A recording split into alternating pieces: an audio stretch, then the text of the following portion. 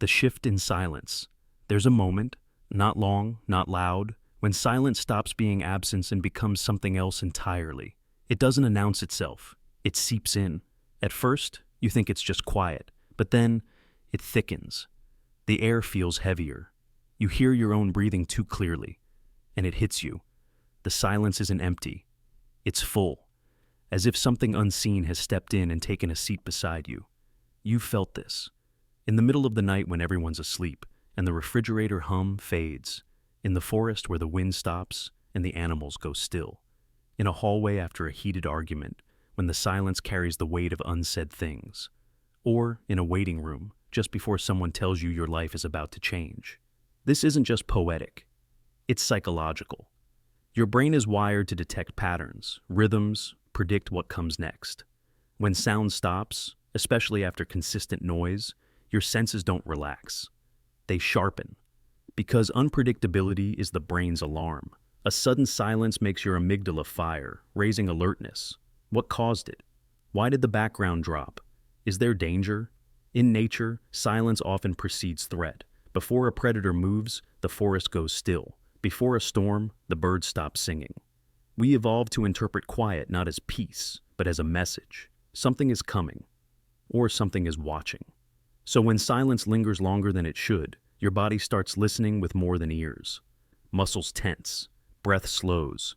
Your attention tunnels inward, but your senses expand outward. It's not just fear, it's presence. When noise disappears, we are left with only ourselves, and what might be hiding just beyond the threshold. The ticking of the clock gets louder. The creak of the floorboard carries meaning. We begin to project onto the silence, fill it with imagination, memory, suspicion. In that vacuum, the mind starts whispering, and sometimes it doesn't sound like your voice. Think of ancient rituals, monks chanting in a temple, a shaman waiting in a cave, the moment of silence before a prayer or after a death. These aren't just respectful pauses, they are thresholds, transitional spaces. The silence isn't a break in sound, it's a doorway, a signal to something beyond logic that it may now enter. Psychologically, we also use silence to communicate what words can't. The long pause between sentences in an argument, the moment before a confession, the quiet between lovers when everything has already been said. These silences are not voids, they are heavy, they are charged. We remember them more than most conversations, because we feel them more than we hear them. Even in art, silence is a tool. In film, the sudden absence of music can raise tension faster than any scream. In music, a well-placed rest can hit harder than a bass drop. In writing, a pause in pacing can create emotional gravity. Silence creates space, and space amplifies everything we place within it. But there's something even more mysterious. Many people describe a moment, usually late at night or when alone, when the silence feels inhabited. Not threatening, but undeniable, as if the air is watching, as if the room is listening. Some call it presence, others call it spiritual. Some think it's psychological bleed. The brain, deprived of input, creates sensation where none exists. But others aren't so sure. Children report this often. They say a room feels weird, or that someone is there, even when no one is visible. Adults dismiss it, but that sensitivity doesn't vanish. We just learn to ignore it. Or we distract ourselves from it. We fill every quiet moment with sound, music, podcasts, scrolling, because the silence whispers things we aren't ready to hear. And maybe that's the point. The shift in silence is not just sensory, it's existential. It's a reminder that beneath the noise of daily life, something deeper waits. Not always threatening, but real. Maybe it's your subconscious surfacing. Maybe it's ancestral memory. Maybe it's the mind reaching towards something it can't name. But the feeling is real. You don't need to believe in spirits to feel haunted by silence. You don't need to be in danger to feel watched. You don't need a story to sense that something changed when the room got quiet. The next time you enter silence, don't run from it. Don't fill it. Sit in it. Listen. Not for sound, but for shift. For that invisible moment when the room stops being background and becomes aware, when your thoughts don't feel entirely like your own, when the weight of everything unsaid settles in the space between your breaths. That's not emptiness. That's presence. And the more you notice it, the more you realize silence was never silent. Mirrors that stare back. You walk past the mirror and pause, just for a second. It's you in the glass, of course. You recognize the shape, the movement, the subtle lift of an eyebrow, but something doesn't feel quite right. You blink, and it blinks back.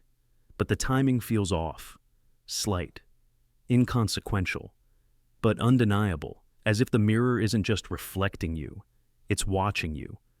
Most of the time, mirrors are harmless tools, objects of grooming, decoration, function. But when you're alone, and everything is still, and the lights dim just enough, something shifts. The mirror begins to feel like a presence, not passive, observant, like it knows you're there before you look, and waits for you to notice. This sensation isn't just paranoia, it's a real psychological event, tied to how the brain processes recognition, identity, and perception. Our minds don't passively register reflections. They constantly analyze, compare, interpret. When you stare into a mirror, your brain expects certain symmetries, certain feedback. But in rare moments, especially during prolonged stillness or low-light environments, the system glitches. There's even a name for it: the strange face illusion. In 2010, psychologist Giovanni Caputo ran a series of experiments where participants were asked to gaze into mirrors under low light for extended periods. Within a minute, many began to see their face distort. Some saw monstrous figures. Others witnessed unfamiliar strangers staring back. The effect wasn't caused by changes in the mirror, it was purely cognitive, an internal loop between perception, expectation, and neural fatigue. Why does this happen? Because the human brain relies on prediction to stabilize reality. It filters the world not just through what is, but what should be. Your face is one of the most familiar images to your brain, so when even a small part of it is delayed, mismatched, or overly fixated on, the brain begins to question the input. It creates micro delays between what it expects and what it receives, and in that crack, a sliver of uncertainty appears. You start to feel as though the reflection is not quite you, and here's where it turns darker. Mirrors don't just reflect your body, they reflect your mind, your age, your memories, your emotions. Every glance into a mirror is a private check-in with your self-concept. But identity is fragile. We think of it as solid, but it shifts every day, based on mood, context, memory, trauma. When you're in emotional pain, when you're alone, or uncertain, the face you see in the mirror can look unfamiliar, off, slightly wrong. Not because the mirror changed, but because you did. This creates an uncanny feedback loop. You don't recognize yourself, so you stare longer. The longer you stare, the more errors the brain tries to correct. The corrections become distortions. The distortions feel alien. And suddenly the person in the mirror no longer feels like your reflection, but a witness, an entity occupying your image, blinking when you blink, but never quite with you. This is why mirrors show up in folklore and horror across every culture. From ancient Greece to Victorian seances to modern films, mirrors have always been portals. Not literal ones, but psychological ones. They represent the thin membrane between known and unknown, self and other. We trust them to show us what's real. But when they betray that trust, even subtly, the effect is deeply disturbing. It's why people report sensing being watched in rooms with mirrors, even when alone. It's why you sometimes get chills while brushing your teeth in silence. It's why mirrors in dark hallways feel more alive than empty space. Because at a subconscious level, your brain doesn't entirely trust mirrors. It respects them. It fears them. Because they reveal, but never explain. They show you your face, but can't tell you who's behind it. And that leads to the final layer: memory. Mirrors are loaded with memory. You've watched yourself grow up, change, age. You've cried in front of them, practiced speeches, hidden emotions, rehearsed who you wanted to be. And all of that is stored, not in the glass, but in your mind. So when you stand there again alone, it's never just your reflection looking back. It's every version of you that's ever stood there before. Echoes of your past layered silently in your eyes, waiting, watching, wondering who you've become. So the next time you catch your reflection and something feels off, don't dismiss it. Don't look away too fast. Ask yourself, is that really me? Or is it a moment of reality pausing to let your mind catch up, while your reflection simply waits? TV static that listens. There's a sound you don't notice until you're alone. That low electric hum, the static fuzz from an unused screen, vibrating in the background like a forgotten whisper. It's not silence, but it's not quite sound either. It's something in between. And once you hear it, it's impossible to unhear. It buzzes, pulses, vibrates in a frequency that feels deliberate. Like something is listening back. It's just static, you tell yourself. Just electromagnetic leftovers. But that logic doesn't hold when the room is dark and still, and that sound feels more alive than the furniture, more focused than silence. Because there's something deeply human that senses intent, even in noise. TV static is the sound of absence, a channel that should show something but doesn't, a screen that should be off but hums like it's waiting. It's a liminal frequency, a half door in your brain where logic ends and instinct begins, and in that space, static doesn't just fill silence, it watches it. There's a reason horror films use static. It's the soundtrack of unease, of anticipation. You know something's coming, but you don't know what. The crackle becomes tension. The flicker becomes threat. Because your brain is wired to seek signal in noise, and when it can't find it, it invents one. But here's the strange part. Static isn't just nothing. It's a mix of cosmic radiation, electromagnetic interference, and leftover transmissions. Some of the static on old analog TVs was literally the echo of the Big Bang, residual noise from the birth of the universe. So, yes, that hiss, that fuzz, part of it is the sound of creation itself, of a universe still reverberating with its own arrival.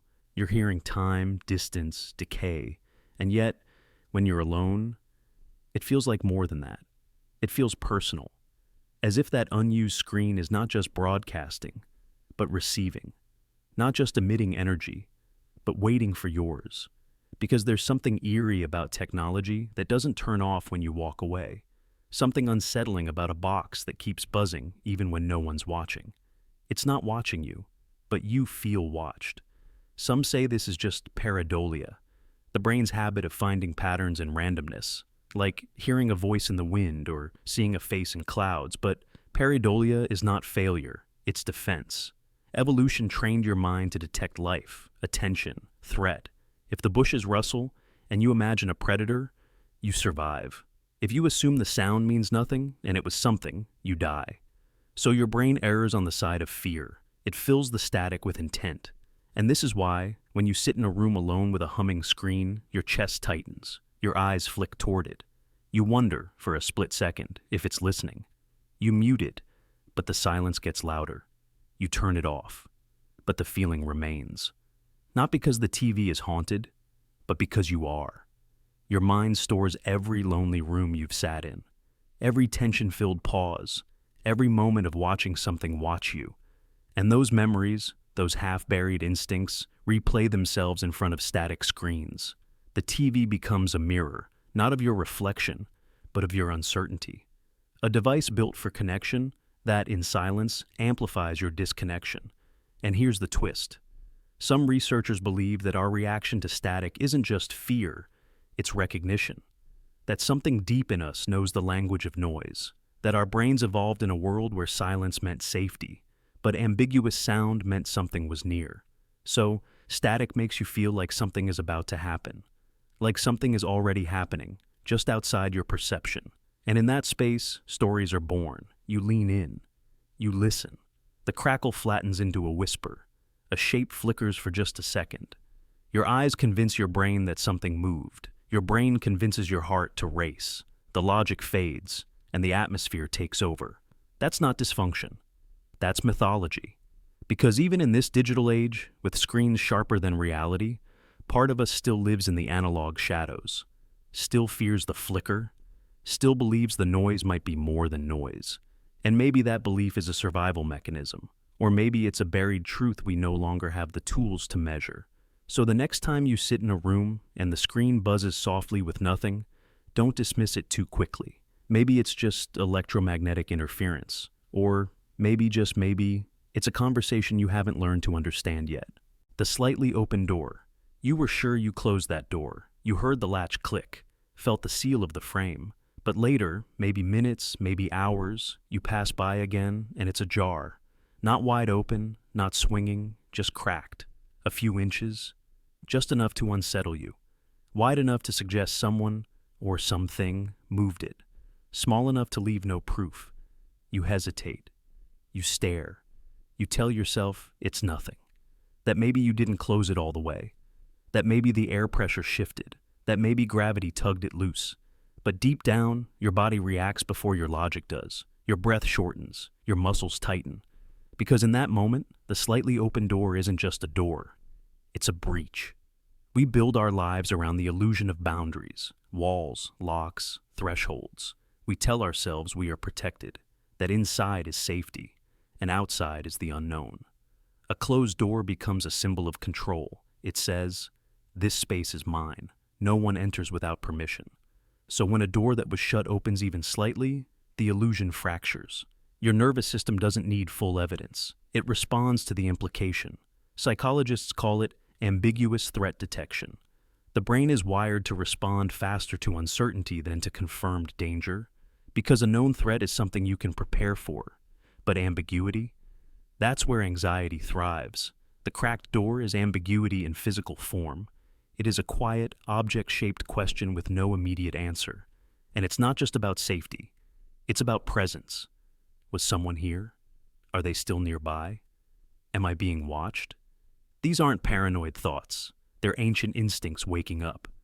Your ancestors didn't survive by ignoring strange shifts in their environment. They survived by noticing the door wasn't like that a minute ago, and that noticing saved their lives. Now, in a modern world, those same instincts still fire. But instead of tigers or invaders, we're haunted by subtler things. Memories, absences, uncertainty. A door ajar in your childhood home where no one else lives. A door nudged open in the middle of the night. A bathroom door that slowly creaks wider, even when the air is still. Each time, your rational mind scrambles for explanation. But your body already knows what it feels like to have boundaries breached. The tension isn't intellectual, it's visceral. And the most haunting part? Nothing may ever come through that crack. That's the genius of it. The slightly open door doesn't need to reveal anything. It suggests. It becomes a psychological ink blot, inviting your brain to project its deepest fears. Is it a ghost? A mistake?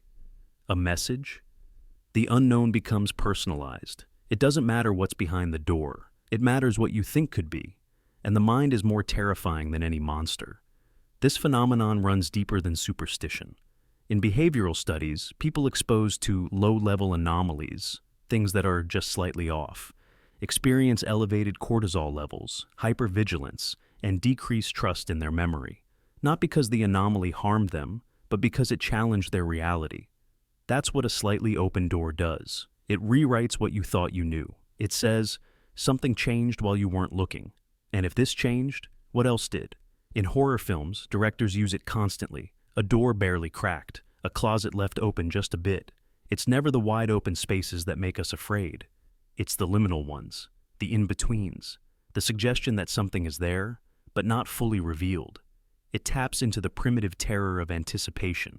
Because fear doesn't come from what we see, it comes from what might happen next. And doors are transition points. They're symbols of movement. So when one opens unexpectedly, even slightly, it carries a deeper metaphor. Something crossed over, something shifted. Maybe not physically, maybe emotionally, maybe even spiritually. And that's what stays with you. You try to ignore it. You push it shut again. You check the lock this time.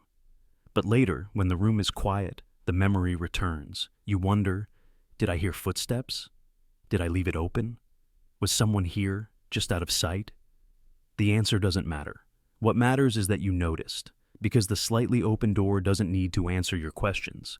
Its power is in asking them. And it always leaves just enough space for your imagination to slip through, followed closely by something darker. Music with no source.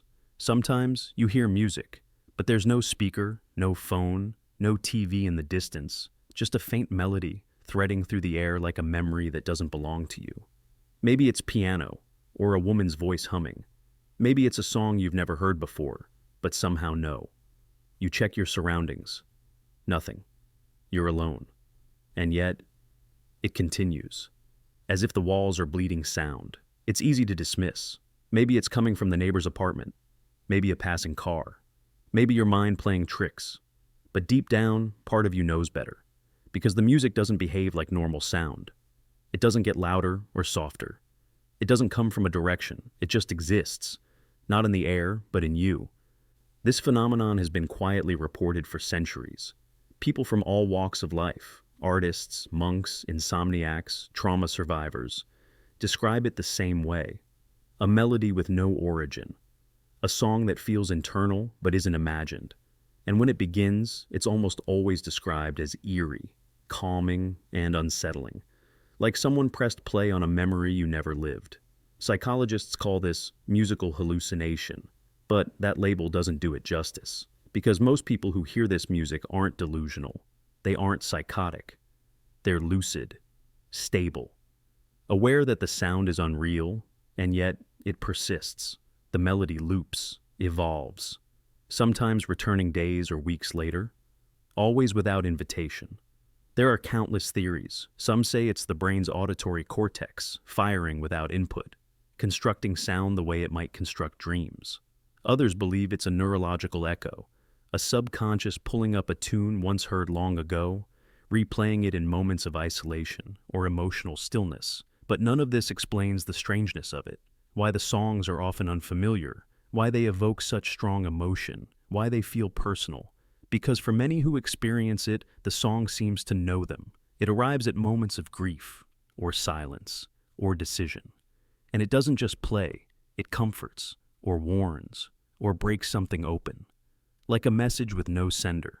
There are historical records of prisoners in solitary confinement hearing choirs, of sailors lost at sea hearing violins through the mist, of survivors of near-death experiences hearing music so vivid they wept.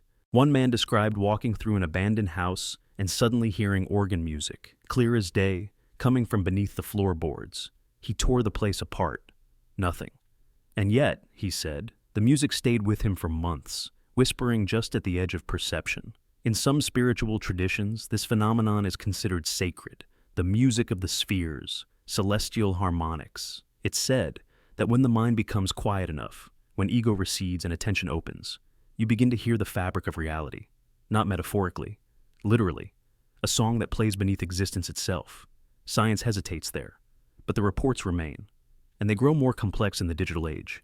People now describe hearing lo-fi beats, electronic pulses, or orchestras that sound like no earthly composition. Not snippets, full soundscapes, unique, detailed, and when recorded immediately after the experience, some of these imagined melodies have been turned into actual compositions. Haunting, beautiful, and untraceable. Some believe these are subconscious compositions, that the brain in states of rest or emotional charge creates its own symphonies, constructed from fragments of past songs, movies, memories. But again, this doesn't explain the timing, why they happen when they do, why they stop you cold, why they feel like more than fiction. In one documented case, a woman recovering from surgery began hearing distant choral music at 3:15 every morning. Doctors ran scans, no tumors, no epilepsy, no psychosis. But the music came every night, same time, same tone, for 3 weeks. Then, as suddenly as it arrived, it stopped. She described it not as terrifying, but hollowing, like being visited by something you could never explain to anyone else. There's something about music that bypasses logic. You can rationalize a creak, a flickering light, even a whisper, but a melody? That touches something deeper, something beneath language. Music, especially when it has no source, feels intentional, as if it was placed, as if you were meant to hear it. Some say it's memory misfiring. Others say it's a glimpse into the collective unconscious, a residue of forgotten music echoing across minds. And some don't try to explain it all. They just listen. Because when it happens, you instinctively know, this isn't madness, this is something else. A message that speaks only in melody, a feeling that arrives through sound, a reminder that even in stillness, something is playing just out of reach. So if you ever hear music with no source, don't panic.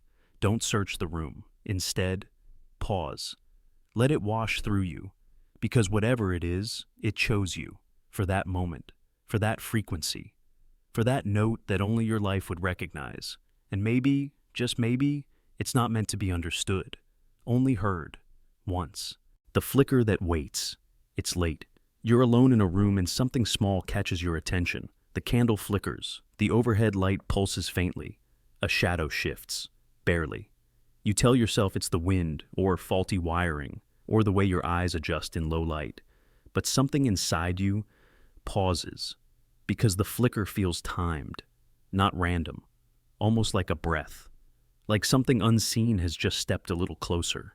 You felt this before. Maybe in a hallway with dim lighting. Maybe when the bulb over the sink hums for a second longer than it should. Maybe when the candle flame leans sideways, though the air is still. It's not the light that unnerves you. It's the timing. The when. It always seems to happen when no one else is around. When the house is quiet. When the air is thick. When your thoughts begin to drift into places you don't visit during the day. There's science, yes. Flames flicker from minute air currents. Old wiring causes voltage fluctuations. Shadows shift as your pupils adjust. But not all explanations satisfy. Because sometimes it waits. The flicker holds, as if it notices you. As if it's not a malfunction at all, but a signal. Psychologically, humans are hypersensitive to movement in peripheral vision. Our survival once depended on it. The flicker of a predator's tail, the shimmer of danger in the brush. Our brains evolved to flag irregular light changes as possible threat. We are wired to notice the unnatural in what should be still. But this goes deeper than alertness. This is something else. The flicker in an empty room doesn't just startle, it unsettles. It carries the illusion of intention, as if you're not watching something move, but being watched through it. Studies in electromagnetic hypersensitivity have shown that even low-level changes in the environment, barely measurable shifts in temperature, EMF, or light, can subtly affect human perception. They create unease, hallucinations, feelings of being watched. Yet these changes often occur in the same places we call haunted. Dim basements, abandoned homes, quiet bedrooms at 3 a.m. It's not proof of spirits, but it is proof that something changes in us when the flicker begins. You might feel your heartbeat slow or speed up. You lean in without meaning to. Your breath shortens, because even though you know the logical cause, your body whispers something else. Pay attention. This flicker isn't normal. And sometimes it comes with memories of childhood rooms where nightlights dimmed unexpectedly, of campfires where the flames leaned inward when a story turned dark, of a relative's house where bulbs always blinked when you were alone, but stayed steady in company. We carry these stories quietly. Too odd to share, too ordinary to call paranormal. But they linger. Some cultures believe flickering light is a threshold, an invitation, a moment when something not quite physical makes itself known, not to harm, but to observe, to brush the edge of perception. In folklore, it's the sign of a spirit entering the room. In dreams, it's the shift between waking and sleeping. In your home, it's just a bulb, until it's not. Ever notice how flickers never happen during noise? It waits for silence, for stillness, for the mind to be quiet enough to notice the subtle shift, like a glitch in a simulation, or a breath through a veil. And sometimes we respond. We stare at the flame a second too long. We glance toward the hallway. We hold still, just in case the flicker was trying to tell us something. Because maybe, just maybe, it was. There's something beautiful and terrifying about that. That a light, a flame, a shadow, could become a messenger. That reality itself might blink, not by accident, but by invitation. In your most honest moments, you know the truth. It's not the flicker that frightens you. It's the thought that something flickered it, that you are not alone in the room, that the stillness is not still, that the air itself may carry intention. And that's why it always happens when no one else is around. Because what flickers waits for solitude, for silence, for the watcher who will notice. The next time the candle bends, or the light hums once, or the corner of the room blurs just for a second, don't dismiss it. Stay still. Breathe slow. Not to invite fear, but to witness presence. Because the flicker doesn't chase. It doesn't speak. It doesn't demand. It simply waits. And when you finally notice it, it knows. Footsteps you don't make. You stop walking. Silence. Then, creak. Not from the floorboard you stepped on. From behind. Delayed. As if something or someone took one more step after you stopped. Not ahead of you. Following you. But when you turn around, there's nothing there. Just an empty hallway. A still room. A quiet street. This isn't imagination. It's a real documented psychological effect, rooted in the strange interplay between auditory memory, spatial awareness, and evolutionary survival coding. The sound of footsteps you don't remember making, especially when they occur just after you've stopped, triggers something ancient. A neural alarm. Not just fear, but confusion. Your brain scrambles to find the source of a sound it didn't expect, but has to explain. Because the human mind is predictive. Every step you take is processed not only through sensation, but through anticipated rhythm. When you're walking, your brain syncs to the cadence. Your hearing adjusts, filtering out your own steps to focus on threats. That's why you can still hear someone else walking behind you even if you're moving. But when you stop, that filter drops. The predictive loop resets. And if you then hear another footstep, offbeat, unsynced, out of place, it's not just noise, it's a violation. The rhythm is broken. Your body froze. The world didn't. That's the glitch. This happens most often in quiet spaces, hallways, old buildings, woods, stairwells. The more silence there is, the more pronounced the illusion becomes. And it's not just sound, it's spatial memory. Your brain maps where you've been and where you expect sounds to occur. When a floorboard creaks after you've passed it, it contradicts your internal map. Something moved, but it wasn't you. This is often explained as a delayed acoustic echo or wood contraction from pressure. But that explanation doesn't quiet the nervous system, because the feeling it creates is primal. In the animal world, predators follow. They wait for you to stop. They shadow you from behind. So even a soft, random sound that mimics pursuit can activate your fight or flight reflex, especially when your eyes see nothing, but your ears report motion. It's the auditory version of a ghost. And it's not just superstition. Neuroscience supports this unease. A phenomenon called postdiction reveals that the brain sometimes reinterprets sounds or sensations after they occur, bending the timeline of perception to make sense of delayed inputs. In other words, when you hear that extra footstep behind you, your brain may reassign it in real time, convincing you it was part of a chain that it now regrets breaking. This creates the terrifying illusion that something is mimicking you. Tracking you, echoing you, always one step behind, but never seen.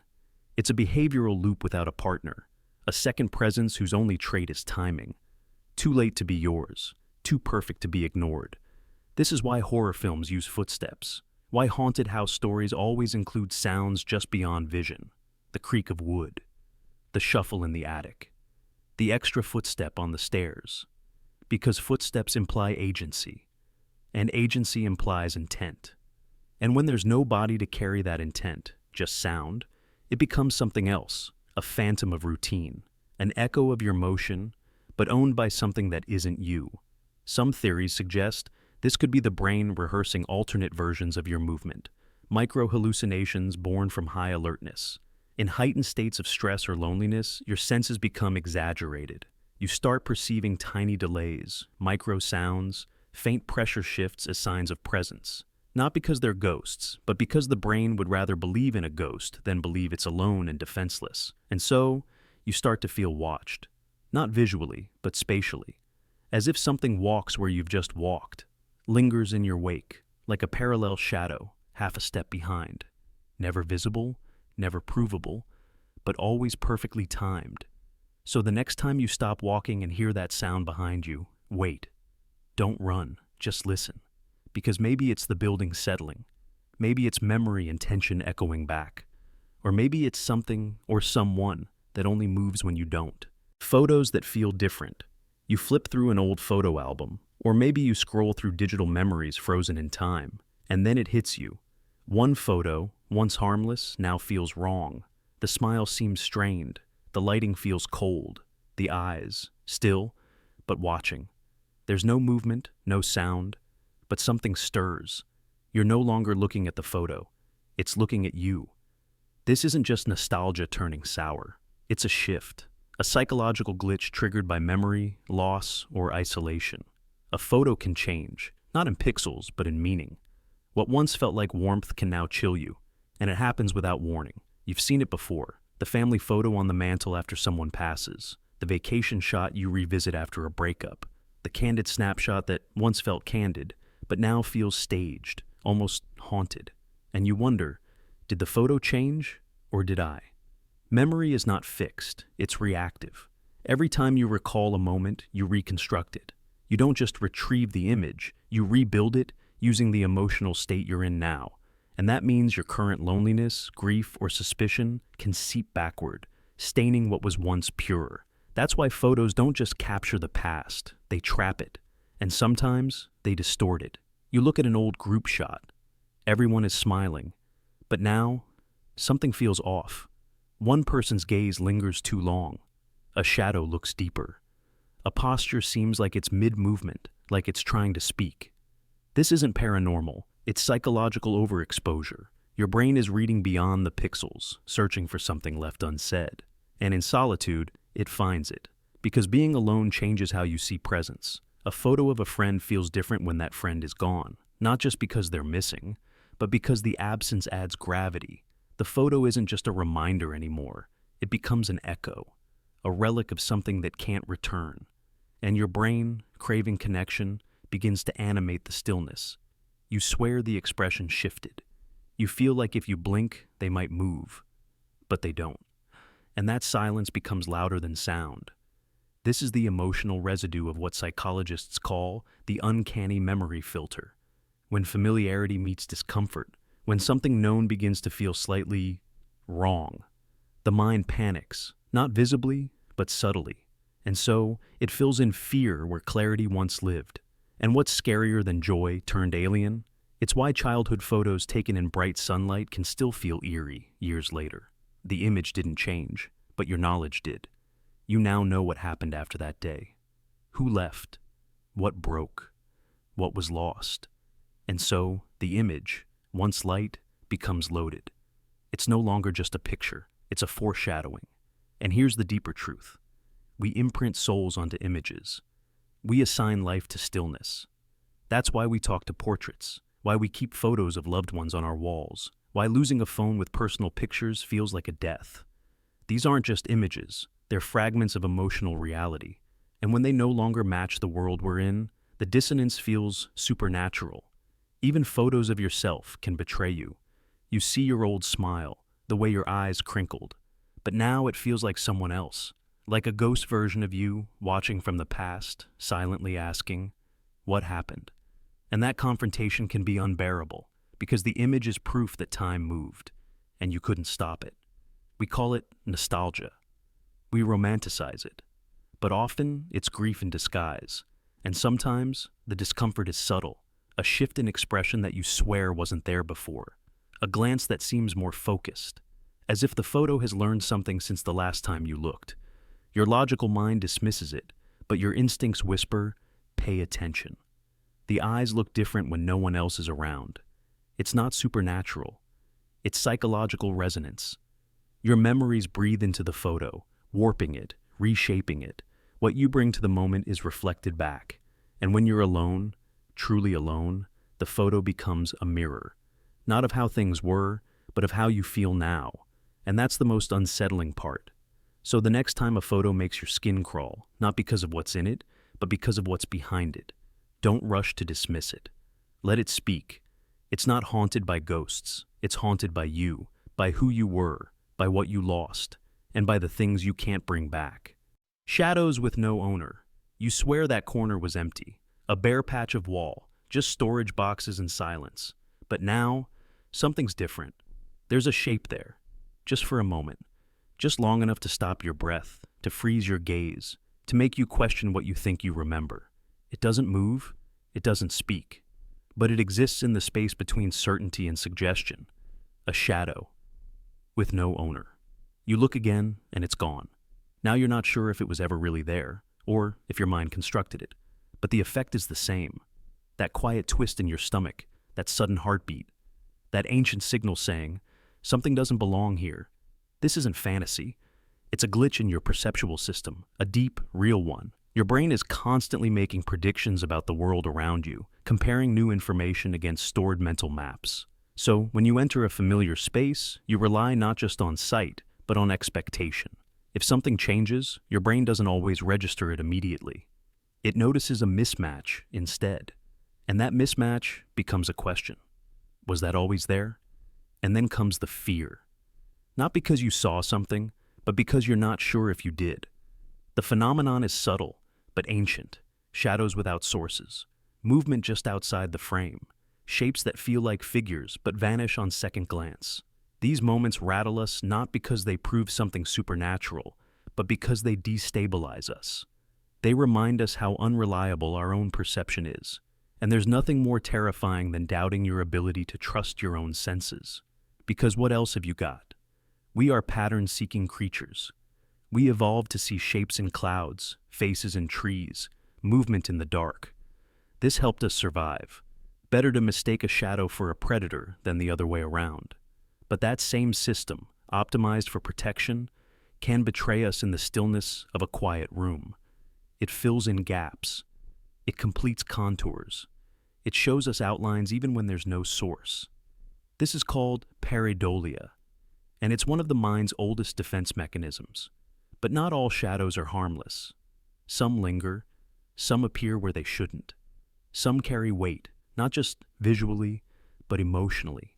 You feel them, as if something conscious is watching back from that still shape, as if the room, which once belonged entirely to you, now has a silent guest. And this doesn't need to be paranormal, it's psychological. It's coded into the nervous system. We're deeply attuned to violations of expectation. When you know a space intimately, your brain stores that layout as a mental model. It logs the objects, the light angles, the shadows at certain hours. So, when even one variable shifts, especially in your peripheral vision, it sets off internal alarms. Something has changed. Something is here that wasn't here before, and your body responds before your thoughts catch up. Adrenaline rises, you hold your breath, your eyes narrow. But what do you do when there's no confirmation? You can't point to anything, you can't photograph it. The shape is gone now. The room is normal. And still, something happened. That's the worst part. Not the fear of what you saw, but the fear that maybe you didn't. That maybe your mind made it all up. And if your brain is creating shadows out of silence, what else is it inventing? The fear becomes meta. You're not afraid of the shape anymore. You're afraid of your own perception. And that's what gives these moments so much power. They don't haunt us with clarity.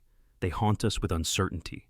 Because a shadow without an owner is a thought without an anchor. It floats. It whispers. It waits. You remember it when the lights go out, when you walk past that room again, when you're alone and the silence is just a little too deep. You'll glance back every time, and part of you will wonder if it's back, if it was ever there at all, and if something saw you first. These are not dreams. They're fragments, visual echoes, reminders that the line between real and imagined is thinner than we'd like to admit. And maybe that's the real message, not that something else was there, but that your mind, your senses, your certainty are always balancing on a tightrope. And sometimes they slip. Not catastrophically, just enough. Just enough to make you stare into that corner one more time and ask, what did I see? Chairs facing you, you're walking through your house, or a hotel lobby, or an old friend's living room, and then you see it, a chair, turned, not toward the TV, not tucked under a table, not where it should be. It's angled, just slightly, toward you, as if something was just there, sitting, watching. And in the rush to vanish, it forgot to reset the scene. Your mind tries to dismiss it. Maybe someone moved it earlier. Maybe it was always like that. But something deeper inside disagrees, because the position feels intentional, not accidental, not lazy. It's too perfect. The kind of angle a person would choose if they were trying to observe without being seen. Chairs are background noise, until they're not. They're supposed to be static, passive.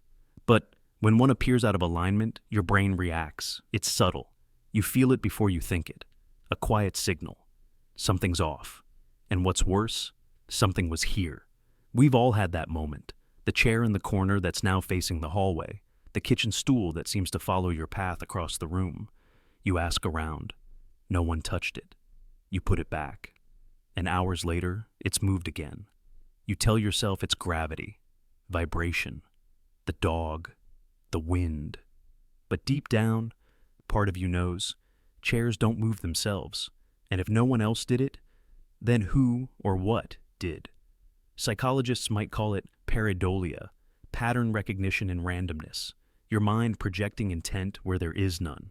But even they admit, this pattern feels different, because it's not a sound, not a flicker, it's presence.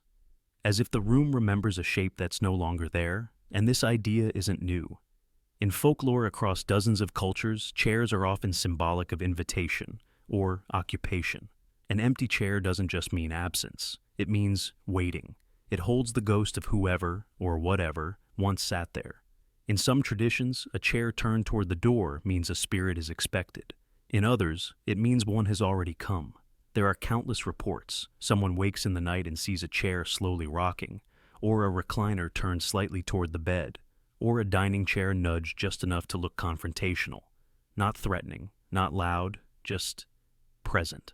Like a breath you didn't take. Like eyes you can't find. Children pick up on this faster than adults. They ask, "Who was sitting there?" You laugh. No one.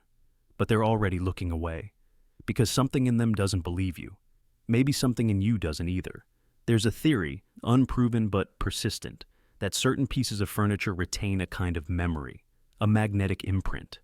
That the longer someone sits in a chair, the more it holds of them, their energy, their posture, their emotional residue.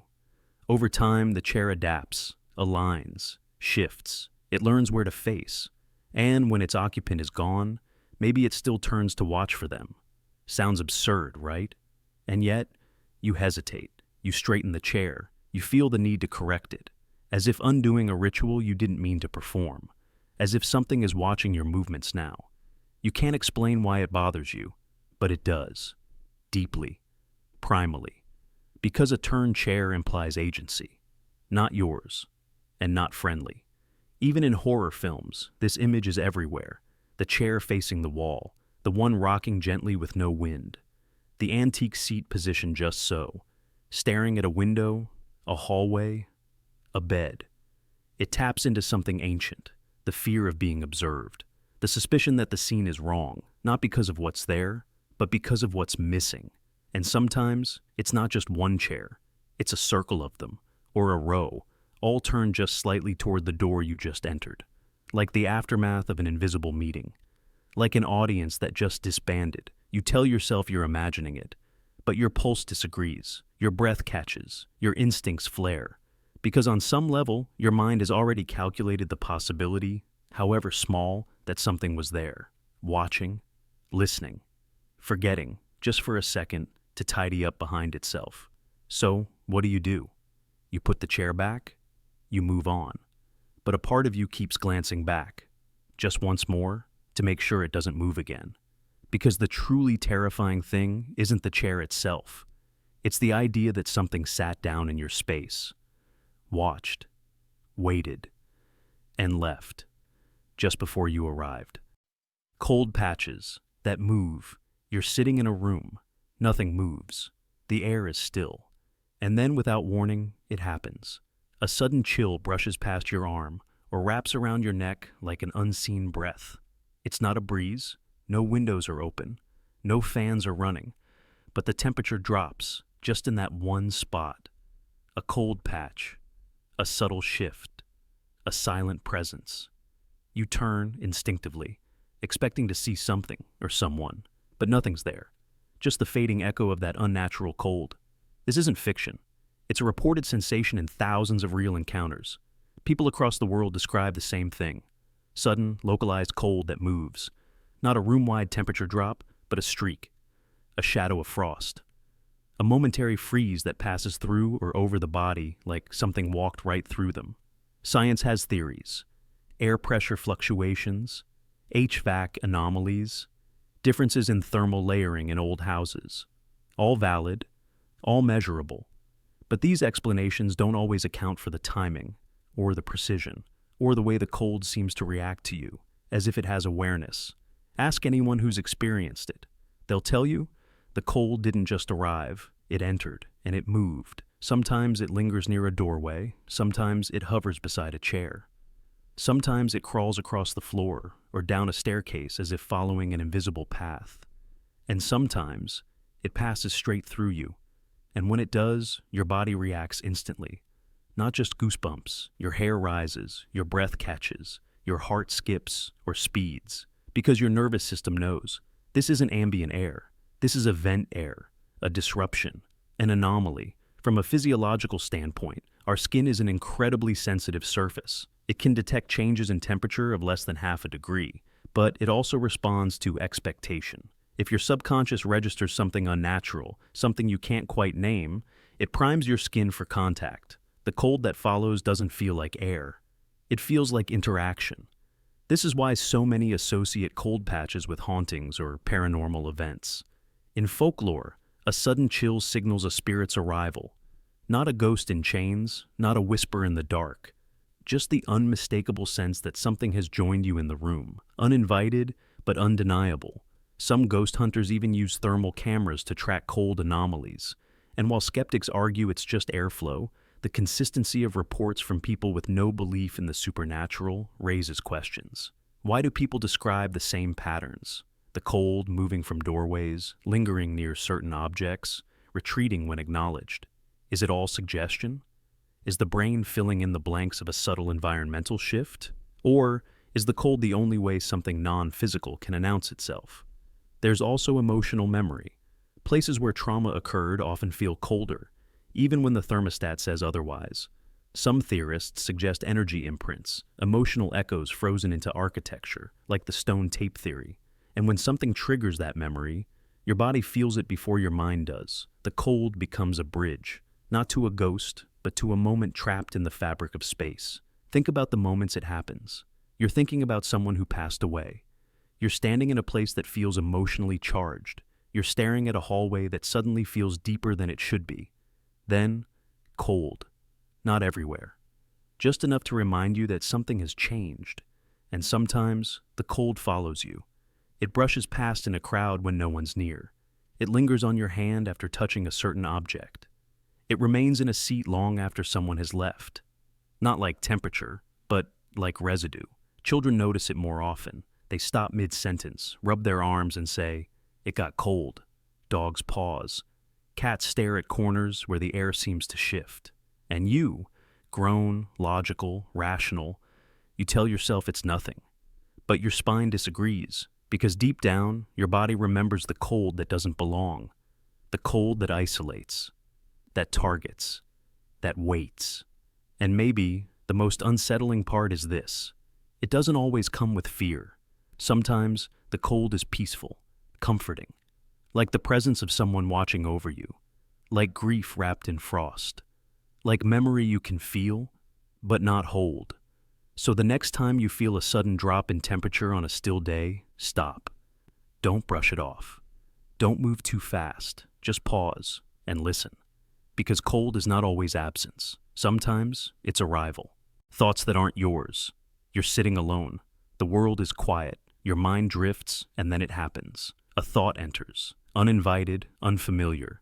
Not dark, necessarily. Just alien. A sentence you've never said to yourself. A phrase you'd never use. A memory you don't recall living. It echoes through your mind like a whisper in someone else's voice. For a split second you wonder, was that me? But it fades. You blink and pretend it never happened. But it did. These are the thoughts that aren't yours, and they're more common than most will admit. The human brain is not a sealed chamber, it's a receiver, a translator, a pattern engine that pulls data from memory, sensation, emotion, and environment, constantly composing an inner monologue that feels like you. But sometimes the machinery glitches. Sometimes it pulls from files that don't belong. Sometimes it opens a door that was never meant to be touched. Psychologists call them intrusive thoughts, but that label hardly captures the eerie specificity they sometimes carry. Because these aren't just fleeting anxieties or unwanted ideas. These feel authored, shaped, sometimes with a tone, an accent, even a rhythm that doesn't match your normal voice. They arrive whole, unexplained, with no traceable origin, and they almost always come when you're still. Solitude, silence, and sensory deprivation don't just relax the mind, they strip away distractions. And when the conscious filters drop, something deeper emerges. Not just thoughts, but fragments, a word, a name, an image you've never seen. Sometimes they pass unnoticed. Other times, they freeze you in place. Where do they come from? One theory points to memory misattribution. Your brain stores information from dreams, overheard conversations, media, without tagging the source. Later, it replays them, and because there's no label, you mistake them for your own. But that doesn't explain the timing, or the uncanny sensation that someone else is thinking through you. Another theory? Mirror neurons. Your mind mimics others constantly. Not just actions, but expressions, emotions, even thoughts. When you observe someone closely, especially in emotional states, your brain practices being them. And later, when alone, echoes of that rehearsal can surface as thoughts, written in their tone, not yours. Still others believe these aren't thoughts at all, but signals, resonant noise, that when the mind quiets enough, it can pick up frequencies, like a radio tuned to nearby channels. In ancient traditions, these moments were sacred, the voice of ancestors, spirits, guides. In modern times, we call them anomalies, but the phenomenon remains. And here's the uncomfortable truth. Not all thoughts that feel foreign are from outside. Some are parts of you, disowned, buried, or repressed. Memories you couldn't process, desires you weren't allowed to feel. Old emotional code exiled so long ago, it now sounds like a stranger. And when the conditions are right, when you're quiet, vulnerable, or raw, they return. Not to harm you, but to be known. That's why they often carry emotion. Not facts, but feelings. Grief that's not yours. Guilt without origin. Longing without target. They rise up, blink through you, and vanish, leaving you unsettled, disoriented, wondering if your mind is truly yours. But here's the deeper question. What does yours even mean? If the mind is a story engine, then you are the narrator, not the author. Not always. Some lines are borrowed. Some voices are stitched together from memory and fear. Some thoughts are echoes from other rooms, within and without. And maybe that's not something to fear. Maybe it's proof that your consciousness is larger than your identity, that the boundaries of self aren't walls, but membranes, that to think something strange, something unfamiliar, doesn't mean you're broken. It means you're porous, open, listening. So the next time a thought enters your mind that doesn't feel like you, pause, don't run, don't suppress it, just ask, who are you? And wait. Because sometimes the thoughts that aren't yours are the ones trying hardest to be heard. Phones that buzz. Once, it happens in an instant, that single buzz in your pocket, the brief vibration that grabs your focus, pulls your hand toward the screen, only to find nothing. No message, no call, no notification, just emptiness. As if something tried to reach you and changed its mind. You tell yourself it's nothing. A glitch. A phantom alert. But that doesn't explain the timing. Why it always seems to happen when you're alone, when you're deep in thought. When the silence is just starting to settle, the buzz cuts through it like a whisper you almost heard. This isn't rare. It's so common that it has a name. Phantom vibration syndrome. Studies show that more than 90% of people with smartphones have experienced it. A vibration that wasn't real. An alert that never happened. Your brain imagined it. Or maybe something else did. Let's start with the science. Your phone is more than a tool. It's an extension of your nervous system. Every ping, ding, and buzz becomes part of your mental landscape. Dopamine pathways are wired to respond to them. Your body doesn't wait for proof. It reacts automatically. That's why, even in silence, your mind can simulate the signal. But why? Why does your body want to be alerted? Because in the modern world, attention is currency. Being contacted means being needed. A text could be love. A call could be danger. A notification could be purpose.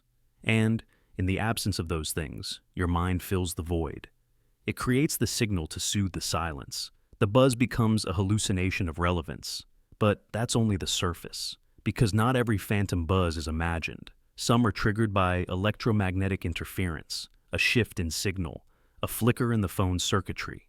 Some are genuine micro-alerts that flash and disappear before your screen even lights up. The device did respond. It just didn't finish. And that's where it gets strange, because we've built devices that sense without interpretation. They detect, transmit, vibrate. Sometimes without context. Your phone is always listening, always scanning, always connected to a stream of invisible pulses from satellites, towers, apps, unknown sources. Sometimes it picks up more than it was meant to. Sometimes it buzzes once, just once, not long enough to explain, not strong enough to prove, but just enough to disrupt your peace, to make you check, to make you wonder. And that wondering, that's where the real effect begins. Because now your mind is searching for meaning. Who tried to reach me? What almost happened? What did I miss? You check your apps, your messages, your missed calls, nothing. But the doubt stays. The timeline of your life was almost interrupted, and then wasn't. It feels like a ghost in the machine, a skipped frame in reality, a question without an answer. You're not alone in this.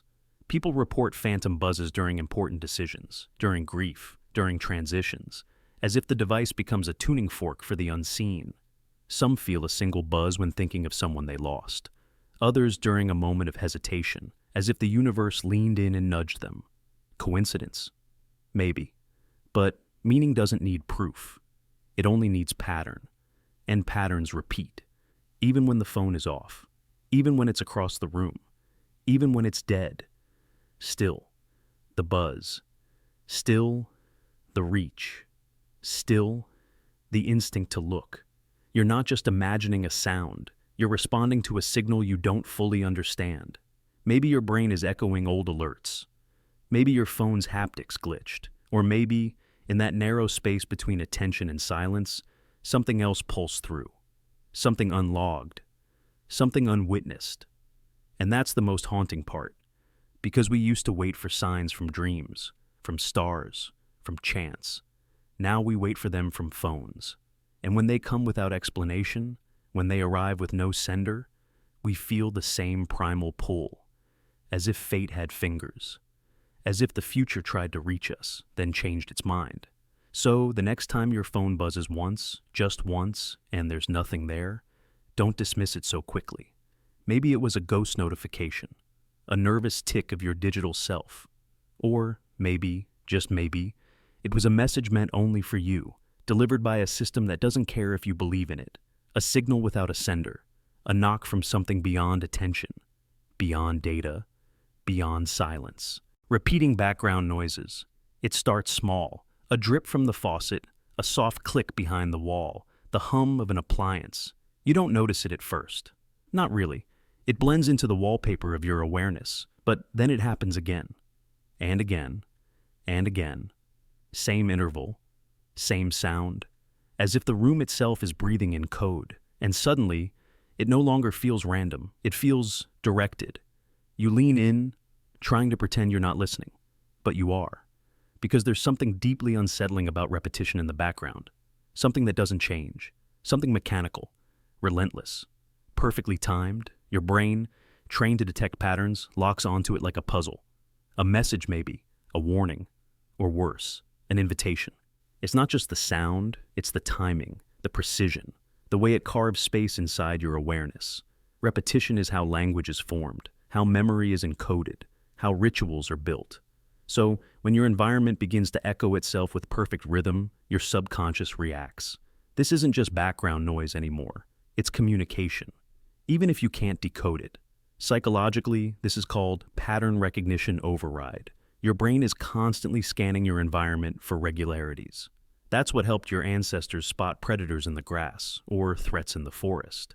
But when the pattern has no visible source, when the dripping doesn't come from a leak or the ticking from a known device, your brain enters a suspended state. It tries to explain the unexplainable. It loops on the unconfirmed, and it builds stories to fill in the gaps. The sound becomes a symbol. You might try to ignore it, but it will find you again when the room goes quiet, when you're alone, when you're trying to sleep. The pattern resumes, and you recognize it instantly. Not as background anymore, but as presence. A clock with no hands. A whisper with no mouth. You think, maybe it's just the pipes, just the fridge, just the fan. But those explanations only work once, twice.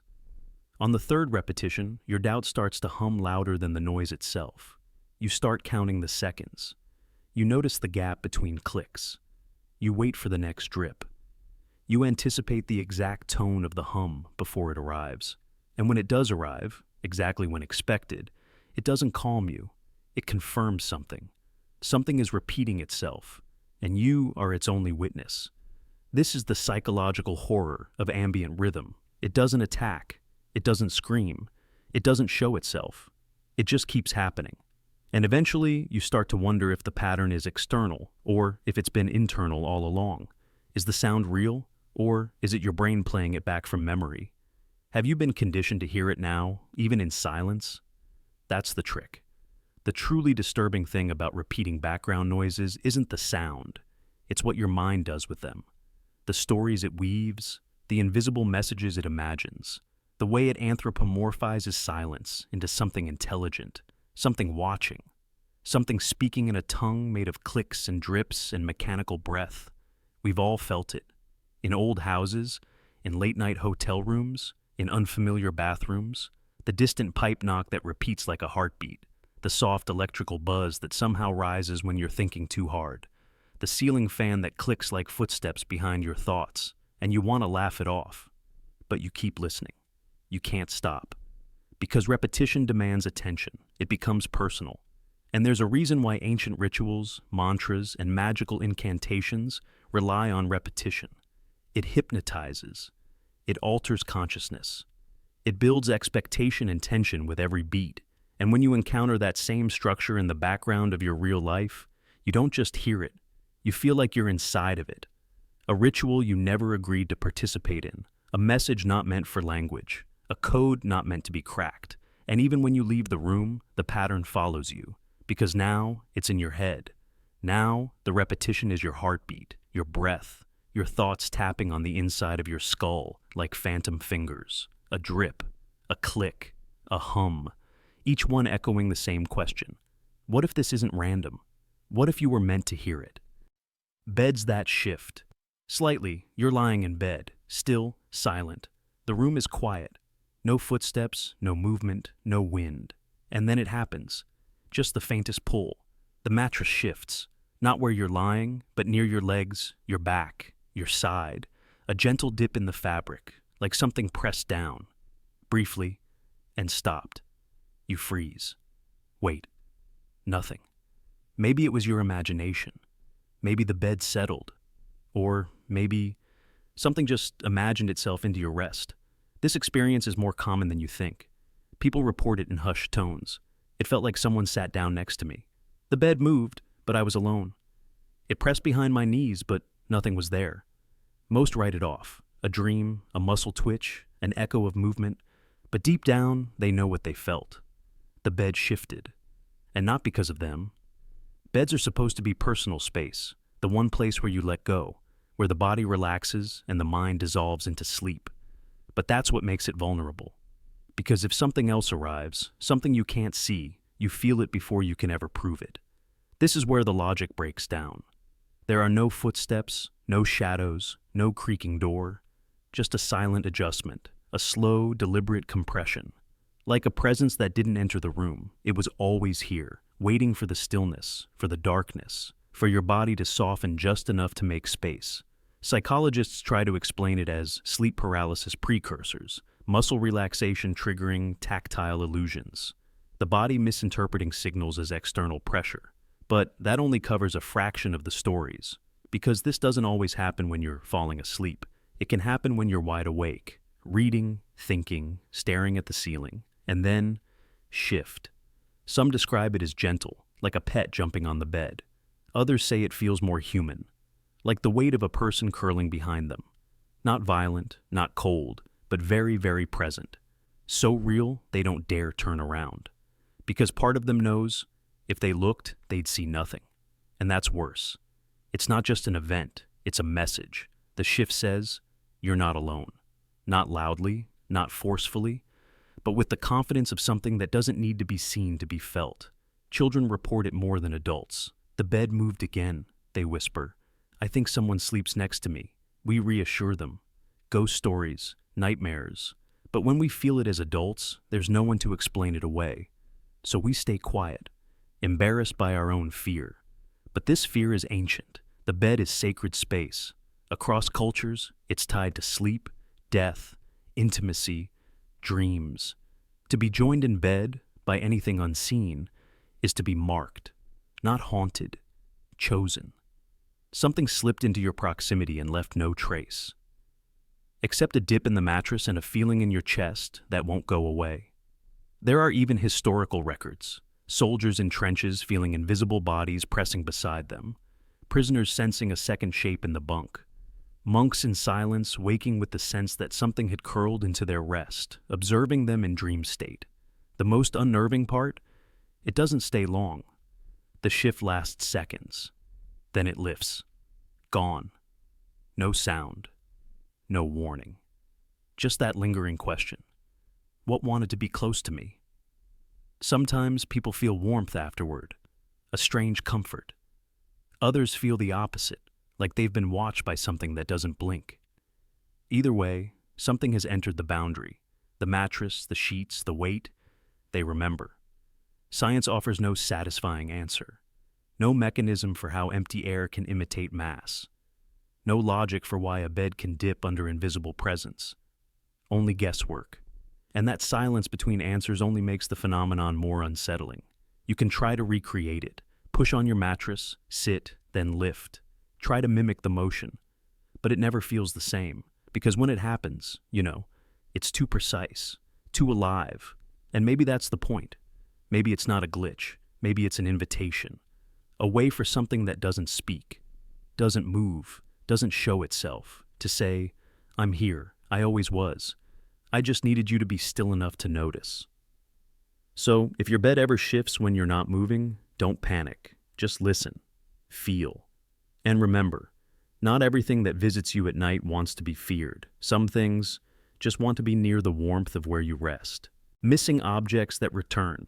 You tore the room apart, checked every drawer, every pocket, every corner. That key, that earring, that folded note. You knew it was there. Then it was gone, vanished. You retraced your steps, asked others. You began to doubt yourself. But then, days later, maybe weeks, it reappears. Not where it belongs, but somewhere close, off by just enough to make you pause. A spot you checked 5 times, a surface you cleared, and yet, there it is, like it never left. Like it's been returned, but not quite correctly. As if it was handled by something that doesn't fully understand what it means to own, to lose, or to return. This isn't rare. People all over the world report the same thing. Objects disappearing for no reason and then reappearing in places already searched. Not misplaced, not forgotten, gone, then back. Skeptics call it inattentional blindness. They say you didn't really look, or your memory glitched, or someone moved it without telling you. All valid, all possible. But sometimes the pattern runs deeper, because these objects don't just return randomly. They return wrong. A favorite ring upside down on the wrong shelf. A phone found on the floor, under a bed you never looked beneath because how could it have ended up there? A spoon placed neatly beside your bed like a token. Not carelessness, placement. And the unsettling feeling isn't just that you lost something, it's that someone, or something, borrowed it. Psychologists have explored this under the name disappearing object phenomenon. It often overlaps with other liminal experiences. Déjà vu, phantom smells, electrical disturbances, feelings of being watched. The missing item becomes a trigger for doubt, as if reality misfiled something and only just corrected the error. Some theorists suggest we're brushing against the edges of parallel timelines, that an object slips into a nearby version of our world, then returns slightly altered. A copy reinserted with imperfect precision. Others believe it's the subconscious playing tricks, moving the item during stress, then forgetting. But then, how do so many people remember exact searches of the very place the item is later found? There's a pattern. The object is almost always small, personal, carried often, touched regularly. Jewelry, keys, keepsakes, things that absorb routine, things that carry energy, things that matter. Some describe it like a glitch in a simulation, as if reality hiccuped, unloaded your item temporarily, then patched it back in without the right coordinates. It's a joke, a slip, a moment that bends the rules just enough to get noticed. And there's another detail people often whisper but rarely admit: the feeling that the object was observed. That when it returned, it carried a weight, like it had been seen or held, not by another human, but by something else, something curious, something mimicking the idea of returning, but not the emotion behind it. Children report this more often than adults. A toy disappears. The child is distressed. Then it returns.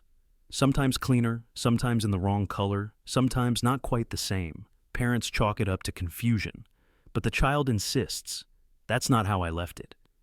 Maybe it's projection. Maybe it's meaning we've wrapped around chaos.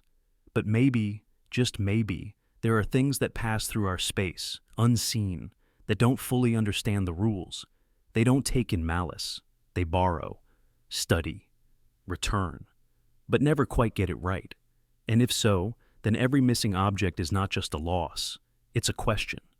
A knock at the edge of normal. A flicker that says reality is stable until it isn't. So what should you do when it happens? First, trust your memory. Not in arrogance, but in curiosity.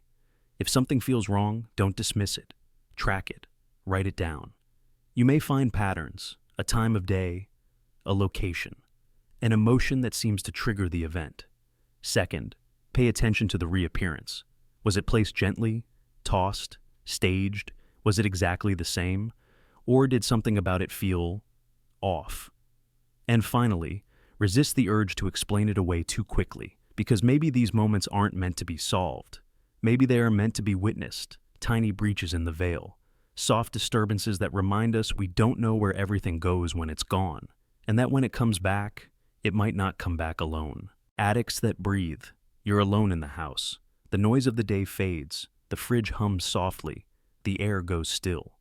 Then, from above, a creak. Not loud, not sharp, just slow, stretching wood. You tell yourself, it's the house settling. That old phrase again. Just the house settling. But it doesn't settle like this when others are home. It doesn't sound so alive, so aware. In solitude, architecture changes. Ceilings groan, floors whisper under no weight. The attic breathes, not with air, but with memory, with timing, with an eerie precision that seems to know you're alone. It's as if the structure has its own nervous system, and now that you're the only heartbeat left inside, it begins to respond.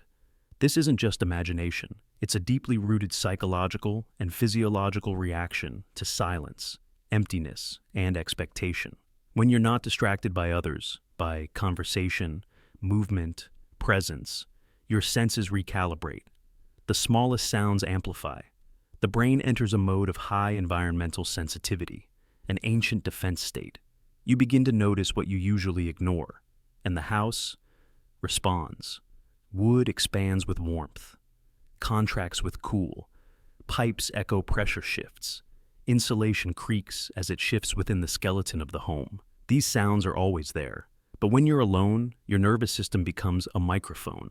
You don't just hear them, you feel them. And that's when something eerie happens. You begin to sense presence in absence, especially from above. Attics have always held a strange place in human architecture.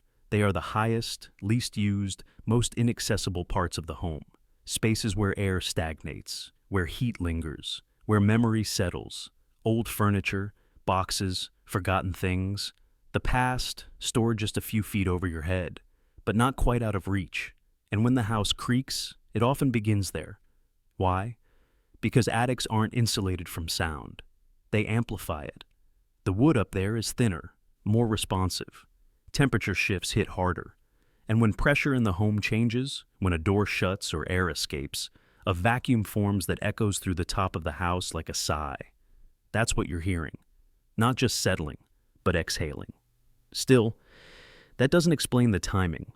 Why does it happen just after you move? Why do footsteps stop, and then the ceiling groans? Why do certain floorboards only creak when you pause beneath them? There's no scientific consensus for that. Only theory. One suggests that vibrations travel through architecture unevenly, and when motion ceases, the redistribution of energy causes delayed creaks. Another posits that the house, like a sponge, absorbs vibration while you move and releases it when you don't. But science doesn't account for feeling. It doesn't account for the way the air shifts in an empty house, or the way silence can press against your chest like weight, or the way, sometimes, you feel like the walls are listening, that the attic knows, that the ceiling is waiting for you to look up. Because buildings hold memory. Every laugh, every scream, every footstep is absorbed into the material. Wood warps around time. Metal remembers vibration. And when all other life is gone, when you're alone, those echoes stir. The house doesn't come alive. It remembers. And it plays back its archive, softly, creak by creak. Like it wants you to know, you're not the first to feel this way. So maybe the attic breathes not because it's haunted by spirits, but by time, by traces, by the invisible footprint of every life that's passed beneath it. And when you're alone, it speaks to you, not in language, but in rhythm, in creaks, in groans, in sudden stillness. The next time you hear that noise above you, pause. Don't panic. Don't run. Just listen. That isn't fear. That's presence, not yours, the house's. It just remembered you're there. And now, maybe it's waiting to see what you'll remember too. Memories that resurface uninvited. They arrive when no one's watching. Old conversations, long dead faces, forgotten guilt you thought you buried years ago. You're brushing your teeth, driving in silence, sitting in bed with nothing but the dim glow of your phone. And then, without warning, a memory breaks through. Not softly, not gently, but like a hand on your shoulder from someone who shouldn't be there. We think memory is linear, voluntary, that we choose what to remember, but memory doesn't ask for permission. It doesn't knock. It just opens the door. And it only does it when you're alone, because solitude is when the noise dies down enough for the buried things to speak. And what they say isn't always kind. You relive something small, maybe even trivial, a comment you made years ago, a moment you looked away when someone needed you, a face you haven't thought of in a decade. But now, that moment arrives fully intact. Voice, tone, temperature, the exact texture of regret. It floods you, and suddenly you're not in the present anymore. You're trapped in the echo. This isn't nostalgia. This is intrusion. Neuroscience calls it spontaneous autobiographical memory. Your brain, even when you think it's idle, is constantly scanning the archives, especially when it has nothing else to do. And what it finds is not always what you want. It serves up fragments, broken images, emotional landmines disguised as thoughts, and you don't get to choose the order. Why now? Why this? Because memories are tagged with emotional weight, not chronology. Your brain doesn't care what year it was. It cares how deep the imprint went. Shame, grief, love, betrayal. The more intense the feeling, the more durable the memory. And when your mind slips into idle mode, walking, showering, staring at the ceiling, it's not empty. It's searching. And eventually, it finds something sharp. But here's what's more haunting. These memories only resurface when you're alone, not because they respect privacy, but because they require vulnerability. You can't flinch in public. You can't show the shiver when a face from the past punches its way through time. So the mind waits. It knows when you're unguarded, when no one's around to ask, "Are you okay?" And in that quiet, it delivers the package. Some of these memories are unfinished loops, conversations that never closed, confessions never made, apologies never given or received, and so they replay, begging for completion that never comes. The brain is trying to process, trying to make sense of the unresolved. But the process feels like punishment. Other times, it's just random, a laugh you forgot, a smell from a room long gone, a moment of joy that now feels like loss, and the contrast cuts deeper than any knife. Because the memory is clear, but the person, the place, the you that existed back then is unreachable. We don't talk about this often, how memory is not a gentle archive, but a restless storm, how it doesn't just serve what you want, it serves what it needs. And sometimes, it needs you to remember the weight, to sit with it, to carry it for a while. And that's where guilt enters. Guilt is the memory that wears armor. It doesn't age, it doesn't fade, it lurks. And when it returns, it does so with a clarity that defies time. You can't always explain it. You might not even agree with it. But your body remembers what your mind buried. And when the memory surfaces, it comes with a verdict. Unspoken, but heavy. You flinch. You breathe deeply. You try to distract yourself. But it lingers. Because you were never meant to forget. Only to carry it better. This isn't dysfunction. It's human. You're not broken for remembering things you didn't choose. You're wired for it. Evolution didn't want you to forget pain. Because pain teaches. Pain protects. Pain carves lessons into the core of who you are. And sometimes, those lessons wake you in the middle of the night. So, the next time a memory crashes through your silence, when no one else can see your eyes change or feel the knot in your chest, don't rush to shut it down. Don't drown it in distraction. Let it speak. Let it finish. Let it echo. Because maybe, just maybe, it resurfaced now because you're finally ready to face it. And healing begins not when we forget, but when we stop running. Emotions with no cause. You're sitting alone. No tragedy, no memory, no trigger, and yet the tears come, quietly, without warning, as if summoned by something that doesn't speak your language, or maybe something that speaks through feeling alone. There's no story attached, no explanation, just the sensation of sadness moving through you like weather, a storm you didn't call for, arriving uninvited. Or maybe it's joy, unjustified, irrational, a calm swelling in your chest like sunlight from nowhere. No good news, no laughter, just the feeling of lightness, like your body has remembered something beautiful that your mind forgot. And you wonder, why am I feeling this? Where did it come from? This is the strange, quiet truth about human emotion. Not all of it is yours. We like to think we feel in response to things. A loss brings grief. A win brings happiness. But beneath those visible causes, there's a deeper, older rhythm, a current of emotion that flows independently of our conscious experience. Sometimes, emotion doesn't follow reason. Sometimes, it just arrives. Psychologists call these moments non-specific affective states, mood with no clear origin, feelings that bubble up from below consciousness, not tied to an event, not rooted in memory. They just are, and they can hijack your entire day. This is not dysfunction, it's biology. The human brain is constantly processing thousands of sensory signals, many of which never rise to conscious awareness. A subtle sound, a flicker of light, a facial expression glimpsed and forgotten. Any of these can trigger an emotional response, not because your mind understands it, but because your nervous system felt it, and the feeling came first. But sometimes, it goes deeper than that. Sometimes, it feels as if the emotion isn't yours at all, as if you're channeling something, tapping into a frequency that doesn't belong to you, but flows through you. Some researchers believe we're far more empathic than we realize, that emotions are not confined to individuals, but shared across invisible lines, that you can feel the echo of someone else's grief, someone else's joy, even if they're not in the room.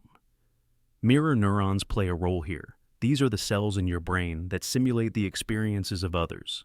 They help you yawn when someone else yawns, flinch when someone gets hurt, tear up when someone cries, even on screen. They don't ask for permission. They just respond. And sometimes, they respond without a clear target. You become a receiver, a conduit. This is why you can enter a space and suddenly feel tense, even if nothing is happening, or peaceful without knowing why. Spaces carry residue. Emotions leave impressions. Energy, whether you call it psychological, neurological, or something more mysterious, tends to linger. And we are not as separate as we pretend to be. Even ancestral trauma can echo this way. Feelings passed down like unfinished stories. You may cry for losses you never experienced. You may fear things that never harmed you. Because emotion is not always about now. It's not always about you.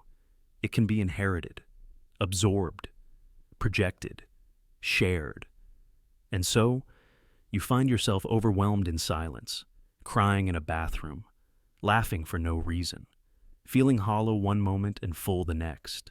And it feels like madness, like your emotions are betraying you. But maybe they're not betraying you. Maybe they're reminding you that you are porous, that your body is not a fortress, that what you feel is not always a reflection of your choices, but of your connection. We are emotional antennas, always scanning, always picking up stray signals, and sometimes those signals take over. This doesn't make you weak. It makes you human. It means your heart still hears beyond the noise. It means your soul still listens when the mind goes quiet. So, if the tears come, let them. If the joy blooms without reason, don't crush it with questions. These emotions may not come with logic, but they come with truth. They are reminders that you are alive, receptive, entangled in a web of unseen threads connecting every nervous system on this planet. Feelings don't need permission. They don't always need origin stories. Sometimes they are just visitors, passing through you on their way to somewhere else. And you are the threshold, the moment of reception, the place where the universe pauses and says, feel this. Writing that writes you. You sit down with a pen or open a blank document. Maybe it's just a journal entry. Maybe you're venting. Maybe you don't even know why you're writing, only that something inside is heavy, humming, pushing, and then it starts. The pen moves faster than your thoughts. The words spill out in loops and fragments. You reread a sentence and freeze. Did I write that? It's not just insight, it's something deeper, stranger. Like you're reading a message from someone who lives inside your skin, but thinks in a language you've never heard aloud. This is when writing writes you. It's not about grammar, not structure, not logic. It's raw transmission. A back channel between your conscious mind and something buried beneath it. And when it begins, it doesn't ask permission. It takes the page. Your hand becomes a conduit. Your thoughts blur into movement, and suddenly you're saying things you didn't know you believed. This phenomenon has many names: automatic writing, flow state, subconscious translation. But whatever you call it, the effect is the same, a sense of possession, of uncovering, as if a veil is lifted between the known and the unspoken. Psychologists have tried to explain it. Some call it dissociation, your mind splitting just enough to allow freer expression. Others call it a cognitive bypass, where emotion leaps past your inner sensor before language can catch it. But these terms don't capture the feeling, because when it happens, you don't just feel expressive, you feel haunted by truth. You write, "I never forgave them," and stare at the words. You didn't plan to say that. You weren't even thinking about them. But your hand knew. Your hand remembered. You write, "I miss being small," and realize it's not nostalgia, it's grief. You write, "I'm afraid of silence," and suddenly the room gets louder with things you've refused to hear. This is where journaling becomes dangerous. Not because it damages, but because it reveals. You can't lie to the page without feeling it resist. You can't gloss over a feeling without the next sentence unraveling your disguise. The paper doesn't judge, but it won't protect you from yourself either. And that's what makes it sacred. Writers throughout history have described this state. The characters wrote themselves, they say. I don't know where the idea came from. It just appeared. This isn't just creativity. It's access. The mind opening a locked room you didn't know was in the house. Inside are pieces of memory, shadows of emotion, untold stories, and sometimes confessions. Some say it's the subconscious. Others say it's the soul. There are even those who believe it's something external, a force that moves through you when you're still enough to receive. Not fantasy, just mystery. The kind that only shows up when your conscious mind finally gets out of the way. And here's the eerie part. The writing often knows things before you do. You read an entry from weeks ago and find clues to a decision you're only just now making, as if the page saw it coming, as if your deeper self had already begun steering the ship, leaving breadcrumbs in your own ink. This is why journaling can feel more real than conversation, because you're not filtering, you're not performing. You're transcribing the unspoken language of your own nervous system. And once you start, it's hard to stop. Not because the writing is perfect, but because it feels like someone is finally listening, you. But with every word, you also become the reader. You watch yourself unfold. You learn who you were, this morning, last week, 10 years ago. You track the voice of your own becoming, and somewhere in those messy lines, you find the person you forgot to be.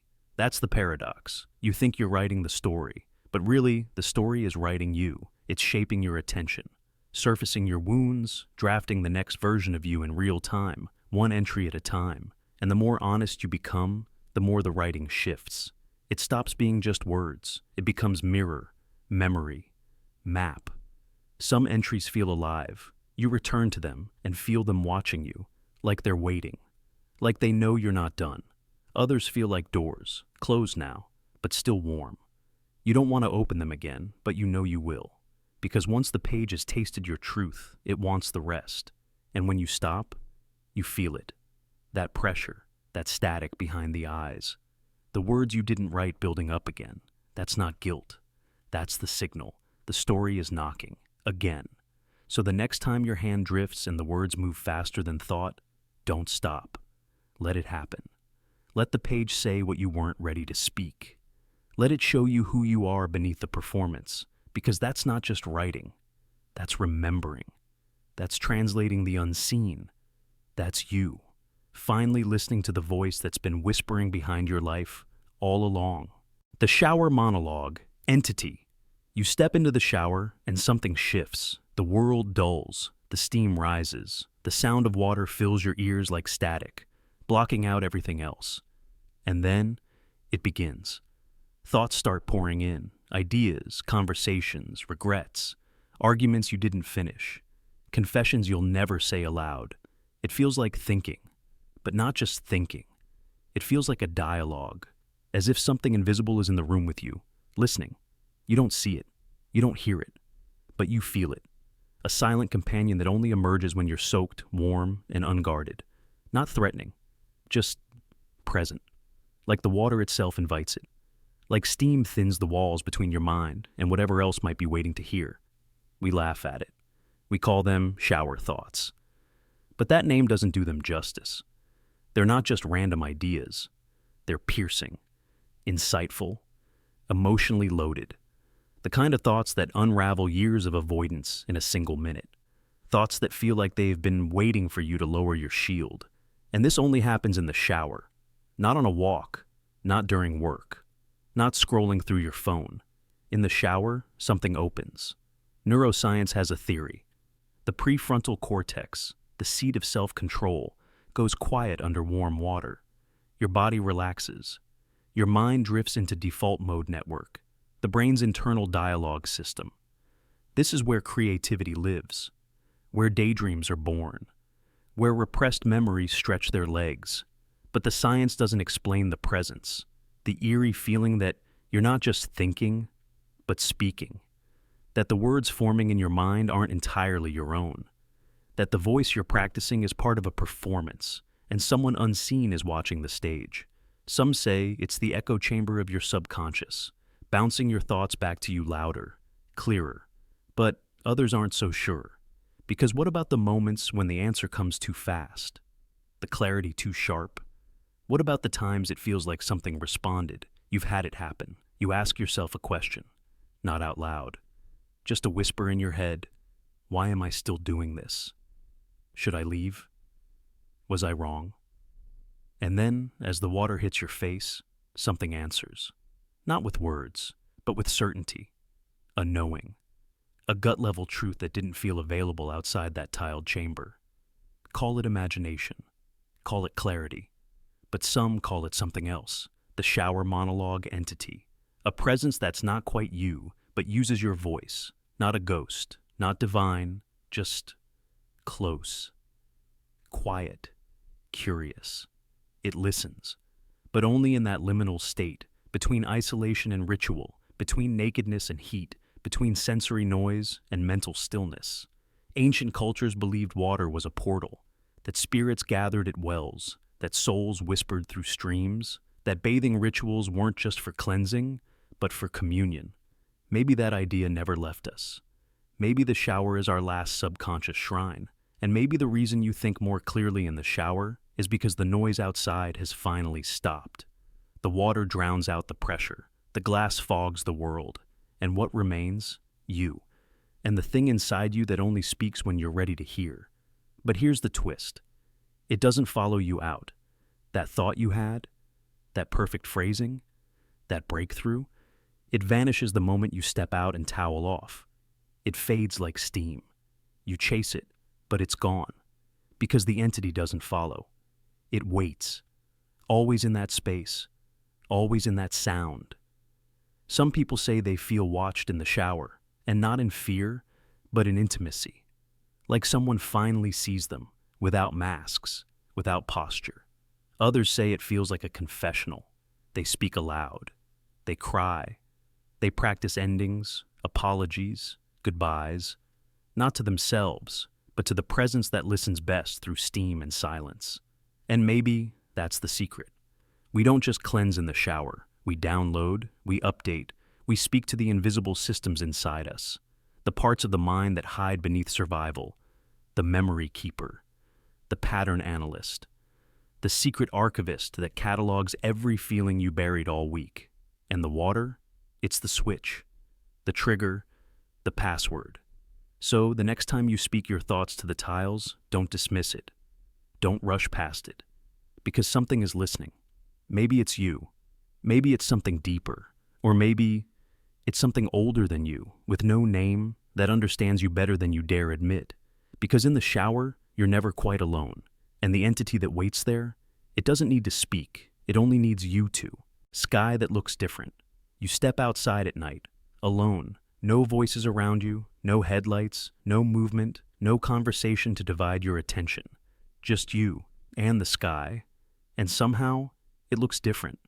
The stars feel closer, brighter, sharper. The moon doesn't just glow, it watches.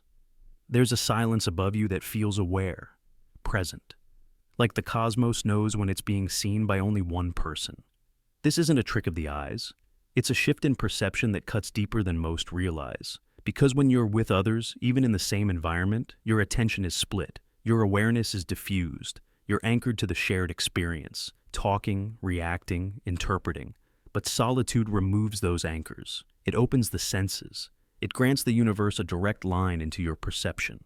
No one else is there to dilute it. And so, the sky sharpens. Psychologists call this sensory amplification. In moments of solitude, your brain reallocates processing power. Visual input becomes more vivid. Spatial awareness expands. Your mind, freed from social tethering, reconnects with its primal instincts, searching the horizon, mapping constellations, scanning the heavens for patterns, not for answers, but for meaning. Because for thousands of years, humans looked to the night sky to feel connection, to gods, to fate, to something beyond the ground we walk on. But we didn't just look, we projected. Loneliness, longing, wonder. The sky absorbed it all, and in return, it gave us reflection. Not answers, reflection. That's why the stars feel different when you're alone. It's not that they are different, it's that you're projecting differently, without witnesses, without distraction.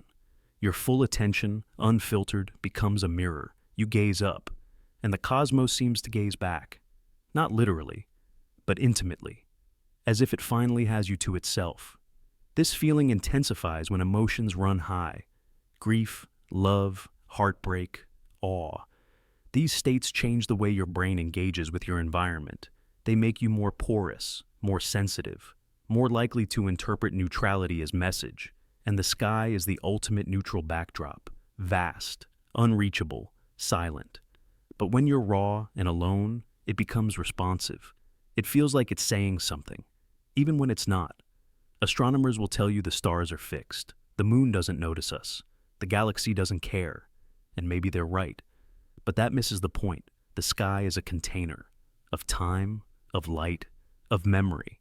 When you look up at night, you're not just seeing starlight. You're seeing messages from the past, beams of light that left their origins thousands, sometimes millions of years ago, traveling across impossible distances just to touch your eyes in this moment. That alone is intimacy, cosmic intimacy. And when you're alone, that intimacy deepens. There's no one to interpret it for you, no one to share it. So it becomes yours, private, sacred, even overwhelming. You start to feel small, but not insignificant. Small in a witnessing way, like you're being allowed to see something ancient, something unfiltered, something that doesn't need you, but still allows your presence. That's the feeling we don't talk about enough. Being allowed by the universe. Not special, not chosen, but acknowledged, just for a moment. And that's why the sky looks different when you're alone. Not because it changes, but because you do. You become available, exposed, honest. So the stars come closer. The moon stares harder. And the sky, infinite and silent, holds your gaze as if it's always been waiting for this exact version of you, alone, and finally ready to look back. Reflections that lag. Like slightly, you turn toward the mirror. Maybe it's a glance in passing, a routine check. But then, something's off. You move, and your reflection moves too, but not at the same time, just slightly delayed, half a second. A pause so small it could be explained away. Could be, but isn't. Because in that brief moment, the illusion cracks, and a question emerges. Is it really mirroring you, or just pretending to? This isn't a ghost story. It's something deeper, stranger, more real than we'd like to admit. Because the truth is, mirrors aren't perfect, and neither is perception. When you look into reflective glass, what you see is a reconstruction. Light bouncing, nerves firing, the brain assembling the image milliseconds behind the action. But sometimes, it doesn't feel like delay. It feels like defiance, like the reflection is making a choice. We trust mirrors. They confirm we exist. They return our gaze. They synchronize our movements. But that trust is fragile. And when the synchronization slips, even for an instant, the psychological foundation beneath it starts to crack. Your reflection doesn't just show your body. It confirms your identity. It tells you who you are. And when it doesn't obey perfectly, when it stalls, flickers, lags, it unnerves us because it opens the possibility that we are not alone in that glass, that what's behind it isn't us, but something pretending, watching, copying, with just enough delay to remind you it's not really you. This unease has a name, the mirror-self mismatch. It's when your brain's expectations of mirrored movement don't align with reality, even for a split second. Most of the time, your brain auto-corrects it. You forget it happened. But when you do notice, it shakes something ancient. Because in mythology, mirrors were never neutral. They were portals, traps, truth revealers. A reflection was never just glass. It was a double, a second self. Sometimes innocent, sometimes malicious. In folklore, the doppelganger in the mirror was believed to be a spirit or omen, something that wore your face but wasn't you, something that wanted out. And now, even in our hyper-modern world, that fear persists. You pass a mirror in a dark hallway and you have to look. Not because you want to admire yourself, but because you want to make sure it's still moving when you do, that it still belongs to you. But what if one day it doesn't? There are stories. People swear their reflection blinked first, that it moved without them, that it held eye contact longer than it should. You can rationalize it. Sleep deprivation, glitches in perception. But the feeling remains that your reflection isn't just reflecting anymore. It's observing and waiting. Psychologists might call this derealization, a disconnection between self and environment. Under stress, trauma, or isolation, the brain can create subtle breaks in perceived reality. Your reflection lags, not because the glass changed, but because you did. Your sense of self became unstable, and in that instability, mirrors become suspect. But it's not always pathology. Sometimes it's memory. You remember how you used to look. A younger version, a different posture, a smile you don't wear anymore, and the mirror doesn't lie, but it doesn't comfort either. It shows you a version of yourself you weren't ready to confront. And for just a second, the lag feels like resistance, as if the mirror is hesitating too, because maybe it knows. We check mirrors not just to fix hair or align collars. We check them to anchor ourselves, to return to a version of reality where things behave the way we expect. But mirrors are strange allies. They reflect everything, except warmth. They mimic, but never initiate. They copy, but never confess. And in their silence, our minds wander. So the next time you look at your reflection and it lingers just a moment too long, don't panic. But don't look away too quickly either. Ask yourself, what is it really showing me? Not just the body, but the weight behind the eyes, the time that's passed, the version of you that never left the glass. Because in that half-second lag, something is revealed. And sometimes, it's not the reflection that's pretending. Sometimes, It's you. The light that clicks. You're sitting alone. The room is still. The hum of appliances barely registers. Everything is just normal. And then you hear it. A soft click. Not loud, not sharp, but distinct. Mechanical. Intentional. You look toward the sound. The light bulb is turned off. No one touched a switch. No surge. No flicker. No motion. Just a quiet correction by something unseen. And suddenly, the air feels different. There's something profoundly disorienting about watching the rules bend ever so slightly. A light going out on its own shouldn't be terrifying. But it is. Not because of the dark, but because of the decision, the timing, the click. As if the universe blinked, and worse, noticed you. You replay it in your head. Was it a circuit? Was it old wiring? Did the bulb burn out? But something about the sound wasn't chaotic. It wasn't random. It was precise. Surgical. A choice. Because this wasn't a power failure. This was a message. You just don't know what it said. Our minds are calibrated for cause and effect. We need things to make sense. Lights stay on until we turn them off. Sounds have sources. Events have reasons. But when the mundane rewrites itself in silence, when a light clicks off by no hand at all, it opens a space for doubt. Not just in the room, but in reality itself. This is where the psychological unravel begins. The click didn't just silence the bulb, it activated your awareness. Your heartbeat, your breath, your thoughts all respond to the sudden ambiguity, and your brain, desperately uncomfortable with unanswered stimuli, starts searching. A draft, a ghost, a glitch in the system. The more unlikely the explanation, the more your nervous system clings to it, because the alternative is too much to bear. You don't know what just happened. And that's where fear lives, not in what we see, but in what we almost understand. Lights, in the modern world, are the guardians of order. We trust them. We control them. They push back against the unknown. So when one decides to extinguish itself, calmly and without cause, it feels like a betrayal. Not from the light, but from the world. And it always starts with that sound. The click. A door unlocking when no one's there. A switch flipping in the absence of fingers. A correction made by something or someone who isn't supposed to exist. The click is not the event, it's the signal. It's the knock before the arrival, the cough before the words, the tap on the shoulder from something behind you that you hope isn't real. And this moment, this small, uneventful anomaly, etches itself into your memory far more deeply than most real dangers, because it's subtle. It doesn't scream, it whispers. And the brain has no defense against the whisper that sounds like intent. That's what makes it so effective. Even if you move on, even if you shrug it off, even if you find a rational excuse, you will remember that sound, that click, that off switch, that invisible editor who decided your light had run too long. And maybe it was just faulty wiring, maybe it was nothing. But if you find yourself listening more closely after, if you start to notice every flicker and sound around you, then it worked.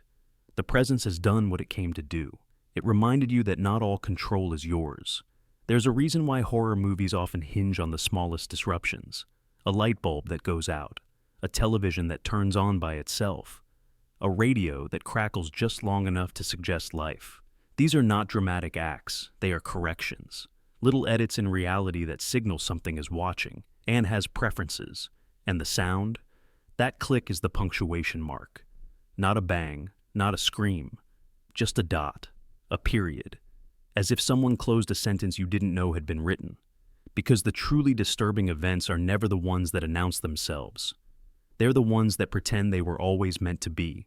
That light going out wasn't a glitch, it was a decision, a soft reset, a new paragraph in your perception of normal. And now you'll wait, you'll stare, you'll wonder if the light will come back on, if it ever will. Or if something else will follow. Because once something invisible makes its presence known, nothing stays inanimate for long. Furniture that feels aware. You walk past the table. No one's home. The room is quiet, but you feel something. Not sound, not movement, awareness. As if the object, solid, silent, lifeless, notices you. A flicker of tension, a shift in breath. You place your keys down, and the sound rings louder than it should. Not just in volume, but in meaning. like the table registered it. You tell yourself it's nothing, a trick of the mind, but it keeps happening. You brush against the edge of the bed, and it feels like you've bumped into something, noticing the contact. You touch the arm of a chair, and it's like it waits a second longer before settling, as if the inanimate is responding. It shouldn't be possible. Furniture is matter: wood, metal, foam, designed, manufactured, dead. But some pieces don't behave the way they should when you're alone. You sense something when you look too long.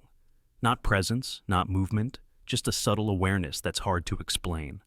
There's a pause, a hesitation in the room. The feeling that if you turned your back and turned again too quickly, you'd catch it exhaling. This isn't about haunted objects. Not exactly. This is something quieter, something older, a kind of quiet sentience that only shows itself when no one's watching for it.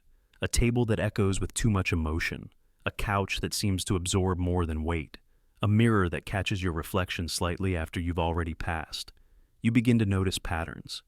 Certain chairs creak differently when you sit alone, drawers that slide just a little too far, as if curious, desks that feel colder when you write something personal. You touch the surface, and it's warm like skin. Not always, just enough to question what's underneath the wood. Science would call it pareidolia, our tendency to project intention onto lifeless objects, the brain scanning the environment for threat, for agency. But that explanation feels too neat, too clinical, because this doesn't feel like projection. It feels like interaction. Interior designers have long known this without naming it. Some spaces feel alive, certain arrangements pull attention, some rooms refuse to let you relax. Not because of color or clutter, but because something in the bones of the furniture feels tuned, like it's listening. Some traditions believe that objects retain energy, that every touch, every emotion in a space gets stored. A scream at the dinner table, a secret whispered on the sofa, a final breath taken in an armchair. The materials don't forget. They collect. Over time, the furniture becomes layered, not conscious, but aware of what it's held, of who it's held. That's why some antique stores feel heavier than others, why you touch a piece and recoil, or feel sadness you can't trace. You're not imagining it. You're feeling the residue, the imprint. Objects may not have minds, but they have memory. And sometimes, that memory responds. You walk into a room and the energy shifts, not because someone is there, but because the furniture rearranged its silence. The angles feel different. The shadows stretch in new directions. You didn't move anything, but it feels reset, as if the room was watching you leave and chose how to welcome you back. Some people feel this more strongly than others. Sensitive types, artists, children. They'll say things like, "This chair doesn't like me," or "That desk feels safe," and adults laugh. But then they feel it too. When the lamp flickers even when the wiring is fine. When the bookshelf seems to hum as you walk past. When you whisper near a headboard and it echoes, not into air, but inward. You'll catch yourself apologizing to the coffee table when you bump it, thanking the dresser when it doesn't stick, laughing nervously when a door closes with more force than expected, as if it's reacting. Because somewhere, you've started treating these things as more than wood and hinges. You've started treating them as observers. And maybe that's not wrong. Maybe the objects we live with every day, the ones that absorb our habits, our stories, our silence, begin to reflect something back. Not intelligence, not spirit, but attention. Like the house has developed a heartbeat made of furniture, each piece a chamber, each creak a pulse. So the next time you place something down and the sound travels deeper than it should, listen. The table may not speak. The chair may not blink. But something in the room registered your presence. Not everything that sees you has eyes. And not everything that's silent is asleep. Air pressure, that changes. You're sitting in stillness. The air is quiet, undisturbed. No sudden movement, no wind, no explanation. And then, without warning, your ears pop or muffle. You swallow to clear it, expecting altitude, a change in elevation, a draft. But nothing moves. Not the door, not the curtains, not even your breath. Yet, something just shifted. You feel it. Not on your skin, but in the pressure wrapping around your head, pressing into your sinuses, thickening the space between you and the world. It's not pain. It's presence. A weight in the room that wasn't there a second ago. like something just stepped in, and the air made room for it. Science offers answers. Barometric pressure, humidity, temperature gradients, HVAC quirks. And yes, these cause changes. But what about when there is no storm, no machine, no open window? What about when the pressure changes not throughout the building, but only around you? What if your ears feel it first because your body is trying to tell you something your eyes can't see? This happens more often than we admit. You're walking through your home at night, and you feel the air thicken in a hallway. You step into a room, and the pressure shifts, subtle but instant. It makes your head feel distant, your heartbeat louder, your perception sharper. Some people describe it as feeling like walking into someone else's memory. Others say it's like stepping into water that shouldn't be there, thick, cold, and invisible. And it always comes with silence, not the peaceful kind, the alert kind. The kind of silence that swells right before something breaks. You feel watched, but there's no eye to meet. You feel surrounded, but you're alone. You know the space hasn't physically changed, but it's changed, and you know it by how your body reacts. Our inner ears detect micro shifts in pressure that most instruments wouldn't catch. It's how we sense altitude before our brains register it. But those same sensors alert us to anomalies, pressure drops, or spikes that don't align with our surroundings. Your body detects an intruder, but there's no form, only atmosphere, as if the very air restructured to allow something through. This is why these moments feel supernatural, because your logic has no explanation, but your instincts scream that something has arrived, not always hostile, but present. And it's not moving through space, it's displacing it. There's an unease that settles during these shifts, not panic, more like reverence, like something sacred or ancient has taken a step too close. In folklore, many cultures describe spirits or entities that manifest not with sound, but with pressure. The air changes, the ears react, the silence speaks. And even if you don't believe in spirits, the psychology holds. High emotional energy, trauma, or memory can imprint on locations. People report feeling air pressure changes in places where events once echoed too loud to be forgotten. A cold hospital room, a childhood bedroom, a staircase no one uses anymore. These places hold more than dust. They hold weight. Some theorists suggest that what we feel is leftover intention, psychological fields lingering in space like weather patterns. Not alive, but not quite gone. And when you pass through them, your body doesn't just remember, it notices. You won't get proof. There won't be a sound. But there will be that moment when your ears click, your balance shifts, and your breath shortens slightly. Not because you're afraid, but because you're alert. Something entered, and it wasn't made of bone or skin. It was made of presence. Sometimes it fades, sometimes it stays, sometimes the room won't feel right again for hours, and you'll walk through the rest of the day unsure whether you imagined it. You didn't. You just felt a shift most people are too distracted to notice. So, when it happens again, when you're still and the air changes shape, don't brush it off. Don't tell yourself it's nothing. Listen. Not for a sound, but for a feeling. The quiet weight pressing against your awareness. The invisible displacement that moves through the walls like a breath taken by something that doesn't need lungs. Because not everything that enters a room makes a sound. Some arrivals are felt only in pressure.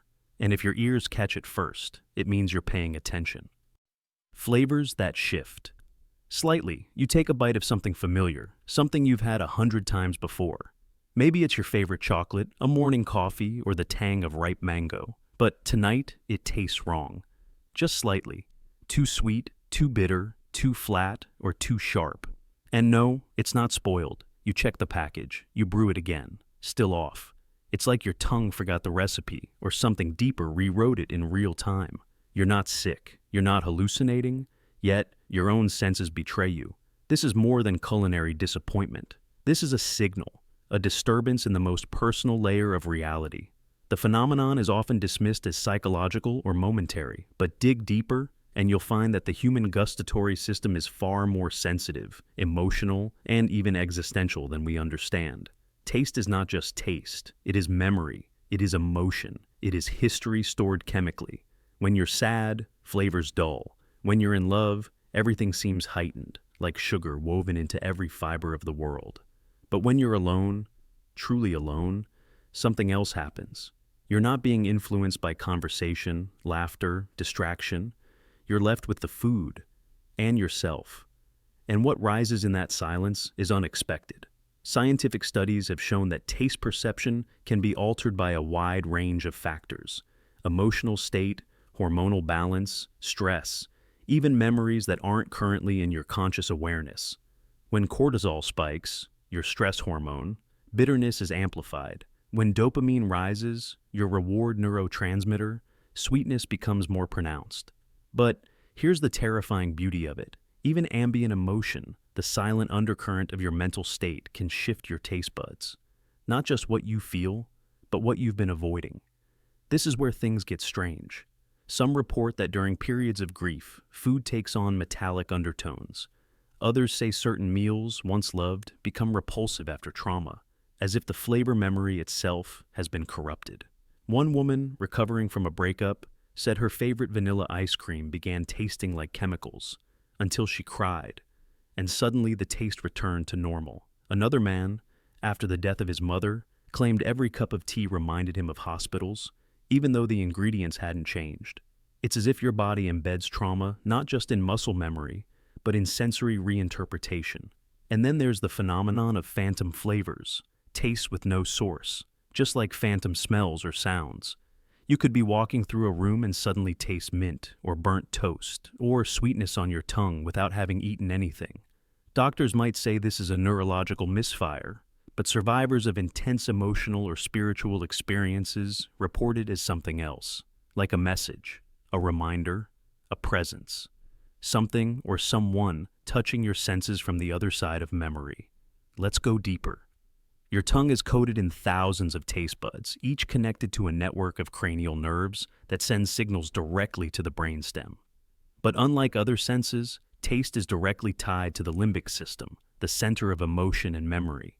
This bypass allows food to trigger floods of feeling, involuntary associations, and deeply buried emotions. When you eat alone, without distraction, your brain doesn't filter the signal. It amplifies it. You become your own subject, your own experiment. Some philosophers have described taste as the most intimate sense. It involves destruction, breaking something down into yourself. But when the taste is off, when it shifts, you start to question, am I tasting the food, or is the food revealing something about me? Are flavors clues to an emotional truth we haven't spoken aloud? Now consider this. Solitude itself may alter biochemical states. When humans are isolated, our serotonin and dopamine levels fluctuate. Our cortisol rises. Our gut microbiome changes. These all feed back into taste perception.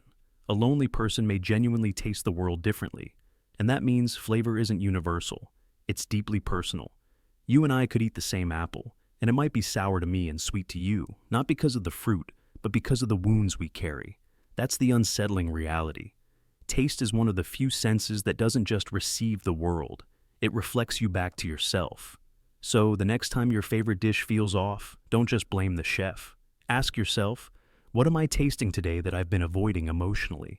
What part of me is being revealed by this strange new flavor? Because maybe flavor is not a constant. Maybe it's a whisper, one your soul uses to speak to you when you're finally quiet enough to listen.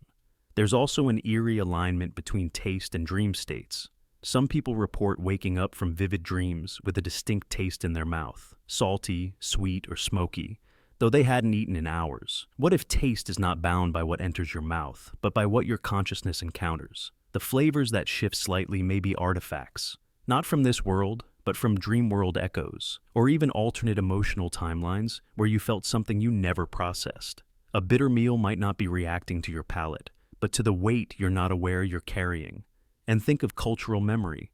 Certain flavors are ancestral, carried forward not just in recipes, but in muscle memory, in neural response. Spices that once warmed your grandmother's hands, herbs tied to old rituals, textures that meant survival or celebration. When those flavors shift, it can feel like betrayal or awakening. Your body might be telling you the past has changed, or that you're no longer the same person who first tasted it. In this way, the shifting flavor becomes a mirror. You eat, and something within whispers, you're not who you were. Not in a dramatic movie trailer sense, but in the quiet, inescapable truth of cellular memory. Every bite you take is a check-in with selfhood. Alone, you can't blame distraction. Alone, there is no audience to perform taste for. Alone, the food tells the truth. So maybe it isn't the food that's strange. Maybe it's the loneliness, the silence, the memories knocking at your palate's door, because taste isn't just flavor, it's you.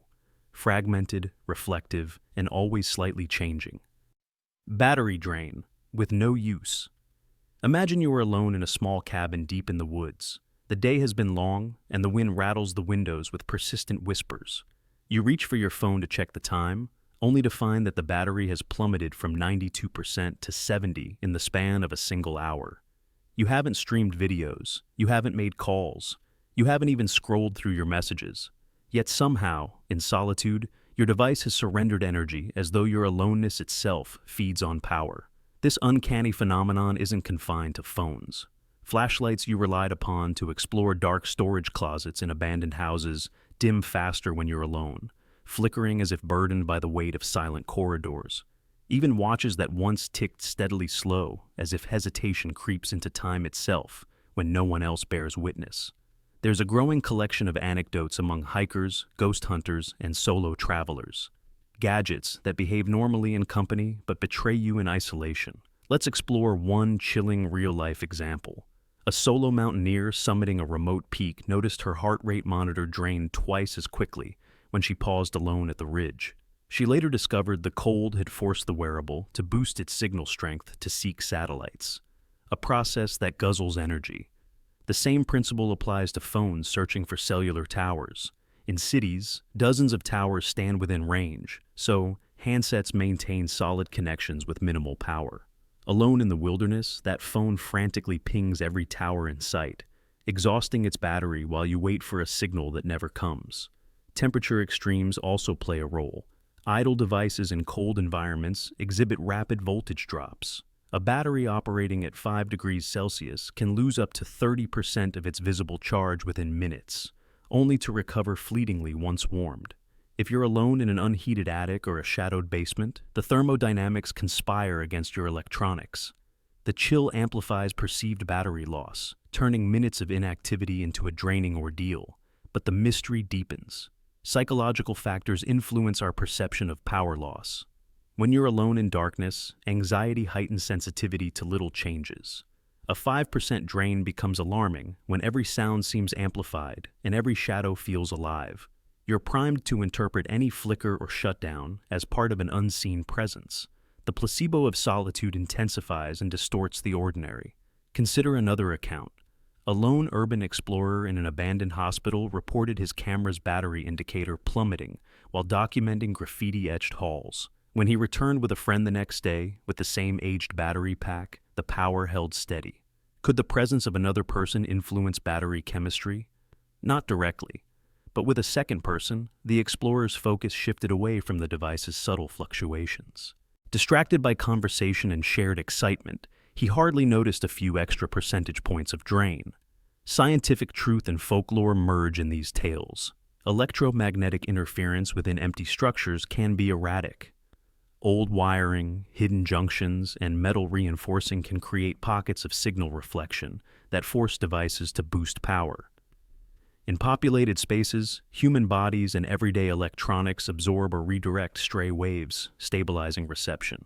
Alone, you might unwittingly occupy a dead zone, triggering heavier energy consumption. Here's a practical example. Think about your smartwatch. In a crowded room, Bluetooth connections between your wrist and your phone rarely drop. Alone at home, if you wander too far from your handset, the watch repeatedly attempts reconnection, pinging at higher power levels until the link is re-established, or until the battery dies entirely. In your solitude, the device works overtime simply to maintain presence, ironically trying to bridge an empty void. Beyond electronics, solitude itself feels heavy, as though it is demanding payment in the form of energy. The notion of battery drain becomes metaphorical. Your emotions flicker, your thoughts dim, and your mental stamina wanes as you confront silence. The more isolated you feel, the more you hunger for external stimuli, perhaps explaining why we instinctively turn towards screens, lights, and sound when left alone. What can you do? First, manage your device settings proactively. Switch to airplane mode if you're not expecting calls, and use Wi-Fi instead of cellular data when available. Keep gadgets insulated from extreme cold. Store them close to your body or in protective pouches. Many devices include low-power modes that limit background tasks. Use them before venturing into areas without reliable signal. Secondly, plan companionship with technology, if not with people. Portable signal boosters can minimize frantic searching. External battery packs connected via low-drain cables share power more evenly. Even simple things, like keeping a companion power bank in your pocket at all times, create a buffer against the eerie acceleration of battery depletion. Yet, remember the deeper lesson. Solitude reveals hidden dependencies, not only in electronics, but in our own psyche. Devices, like us, thrive on connection. They work optimally when they find a network, whether of satellites, towers, Bluetooth connections, or human presence.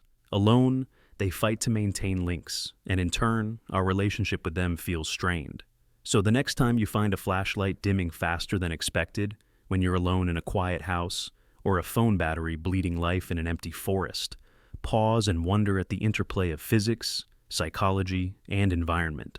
Know that your aloneness does feed on energy, but often it simply exposes the intricate dance of connections we take for granted.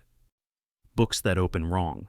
There are moments when reality slips just a bit, barely enough to notice. Like when you pick up a book you've never read before, and it falls open not at the beginning, not at a bookmark, but to a page that hits something deep inside you. A sentence, a phrase. Maybe it's just coincidence, but sometimes it's so precise it feels surgical. The ink seems to breathe your name, as if the book was waiting, not just for anyone, but for you. This isn't fiction. People have experienced this. In secondhand bookstores, libraries, attics, a child picking up a dusty fairy tale finds the exact lesson they needed to hear. A grieving adult opens a journal and sees a quote about loss and rebirth. A student, drowning in uncertainty, finds an underlined passage that whispers clarity.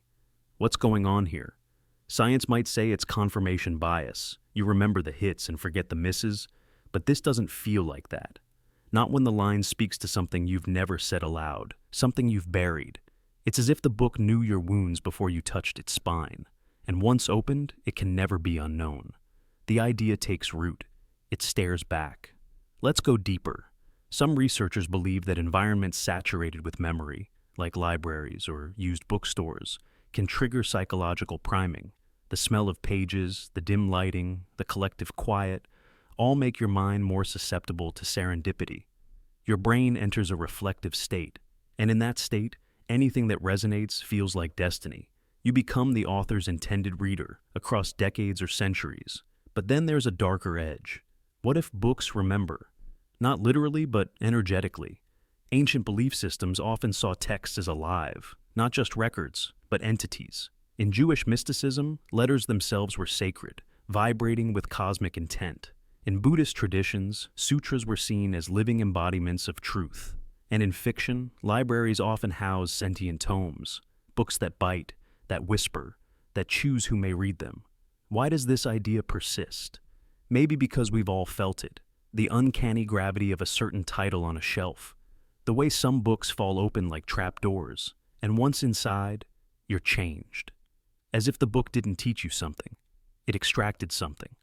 Uncoiled a truth you were never supposed to remember. What if books are reality editors, anchors for alternative versions of you?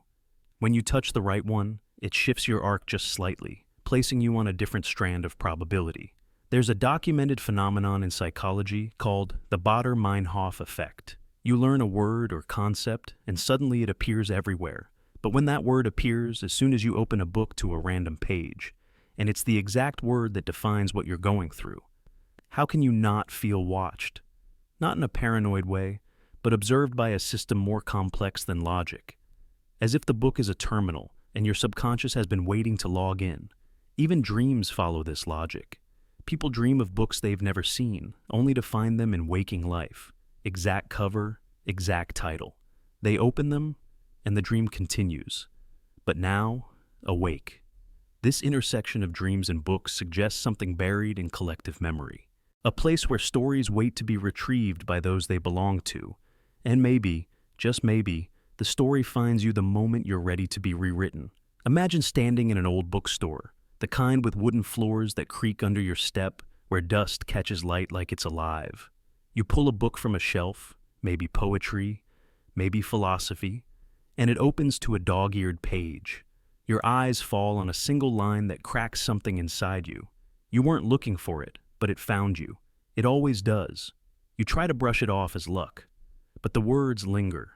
They haunt you, not like a ghost, but like an echo from a version of yourself that got left behind. There's a theory that information carries emotional residue. The act of writing, especially something personal, something true, infuses ink with intention. And when you engage with that intention at the right frequency, resonance happens. That's what this is. A resonance. A meeting point between mind and meaning. You don't read the page reads you. In some cultures, sacred texts aren't read casually. They're approached with ritual, with reverence, because opening them is considered an act of communion, a breach between the mundane and the mystical. Now, apply that to a book you found on a bus seat, or on a park bench. Was it left there accidentally, or intentionally? Did someone know you'd be the one to find it? There are countless online accounts, posts, videos, stories, of people who randomly opened a book and found words that described their current struggle with eerie accuracy. A girl grieving her mother finds a line about holding on and letting go. A man on the edge of quitting everything reads a story about the moment before a breakthrough. These aren't just coincidences. These are story collisions. Your life intersecting with another through ink. And here's where it gets even stranger. Some believe that when you open a book to a meaningful page, it's not just selection, it's invitation. You're being called to continue a path you forgot, to unlock a memory buried under logic. The book becomes an artifact of retrieval, and in that retrieval, time bends. Because how else can something written years ago speak with such precision to this one exact moment? You're not just a reader, you're a participant. The page you landed on isn't passive, it's active, it's speaking, it's waiting.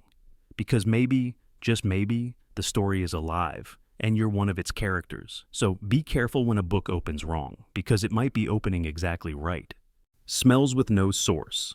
Have you ever caught the scent of something so distinct? Cinnamon, lavender, cigar smoke, an old cologne, and looked around to find nothing? No candle, no food, no one else in the room. And then, as quickly as it appeared, it vanished, like a memory exhaling its last breath through your senses. It's more than just a trick of the nose. These phantom smells, or phantasmia, aren't just rare. They often arrive at the eeriest of times, when you're completely alone. And it's always a specific smell, not vague, not generic. It's your grandfather's tobacco pipe, your ex's perfume, the smell of firewood from a childhood winter. They drift in for mere seconds, bypassing logic, yet igniting memories so vivid it feels like a ghost pressed rewind on your soul. Science has tried to decode this. The olfactory system, your sense of smell, is deeply tied to memory and emotion. Unlike sight or sound, smells bypass the thalamus and go straight to the limbic system, the brain's emotional core. That's why a single whiff can trigger a cascade of nostalgia, grief, or warmth. But when those smells have no origin in the physical world, that's where the mystery deepens. Some researchers say it's the brain replaying a scent memory, like an echo of trauma or joy that rises unbidden. Others argue it's linked to stress, neurological changes, or even seizures in the temporal lobe. But those explanations don't account for how specific and timed these scents are. Why would your brain choose your mother's favorite roses only when you're thinking about her late at night? In paranormal studies, phantom smells are often linked to spiritual encounters. Some cultures believe the dead communicate through scent, leaving behind their favorite aroma as a soft signal, a reminder, a presence. A perfume that enters without footsteps. A wisp of smoke without flame. A smell that arrives just as you're thinking of someone who's no longer here. And perhaps the eeriest part?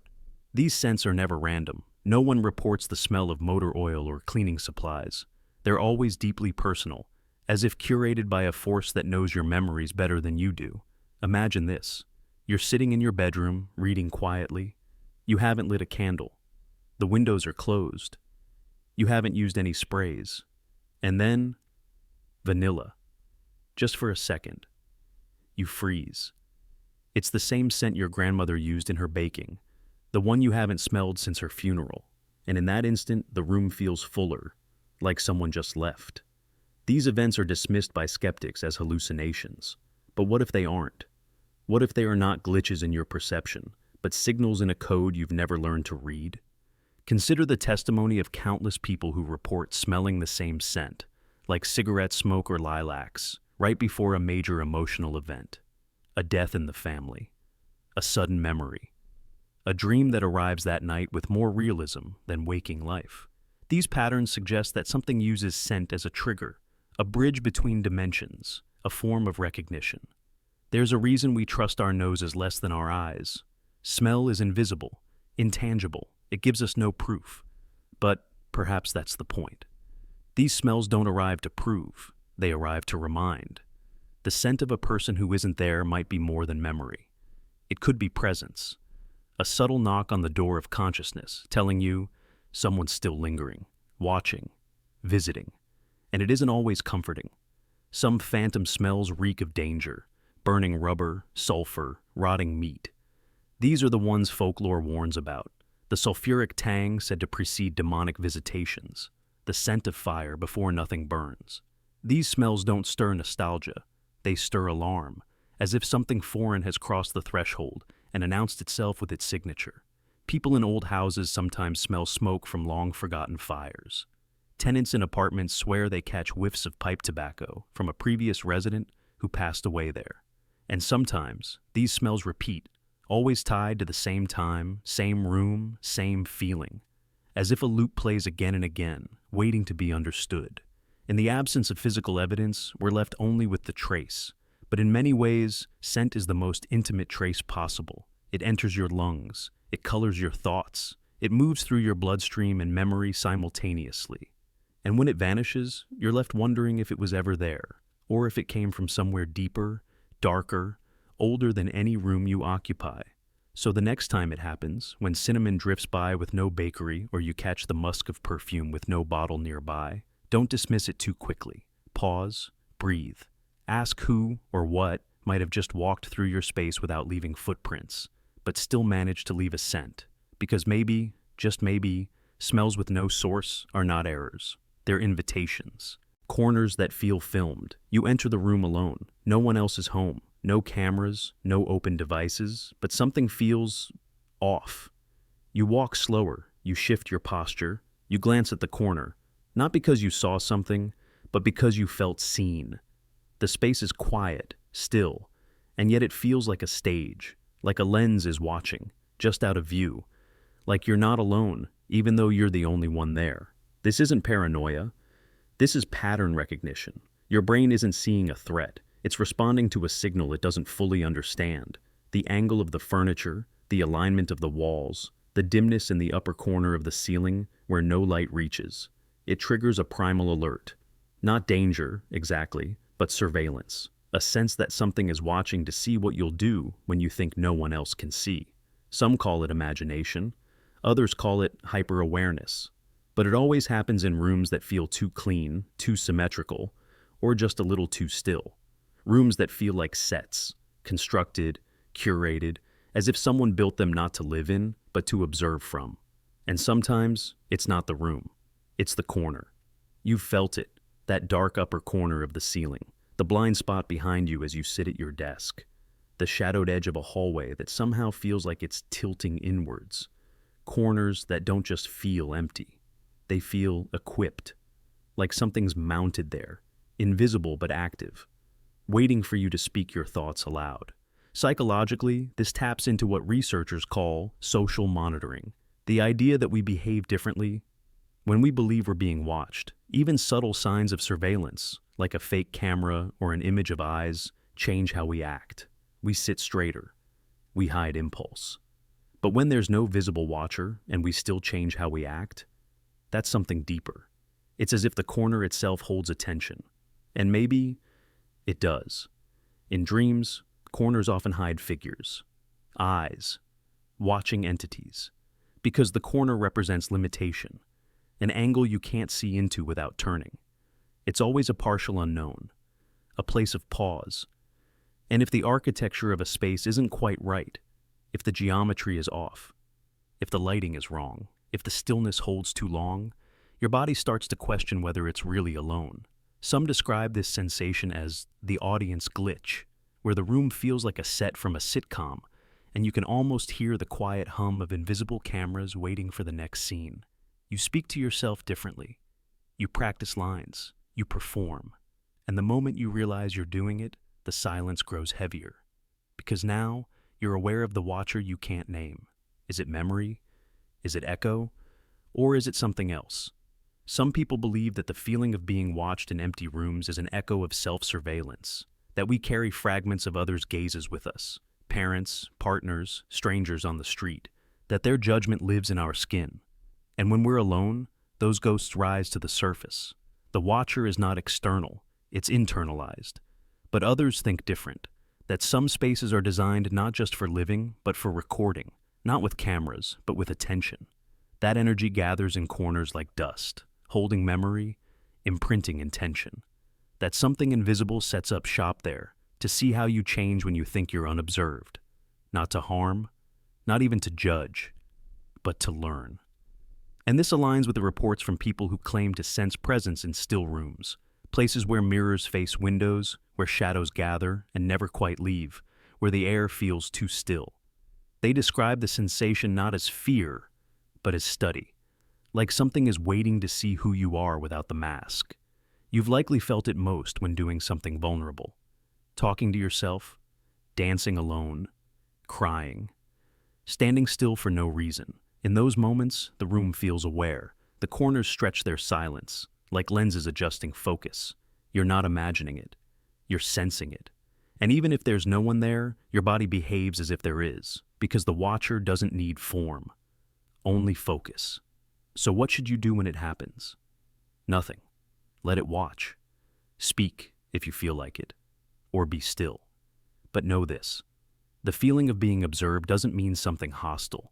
It might mean something curious, something patient, something learning, or perhaps something remembering. Because not all cameras record to screens. Some record to silence, and some corners are not just architecture.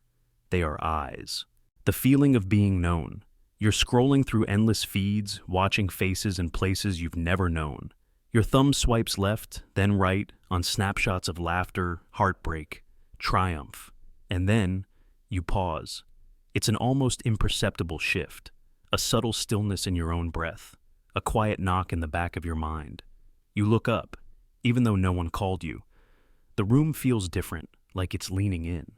You feel eyes where there should be none, present yet invisible, a gaze woven from the fabric of silence.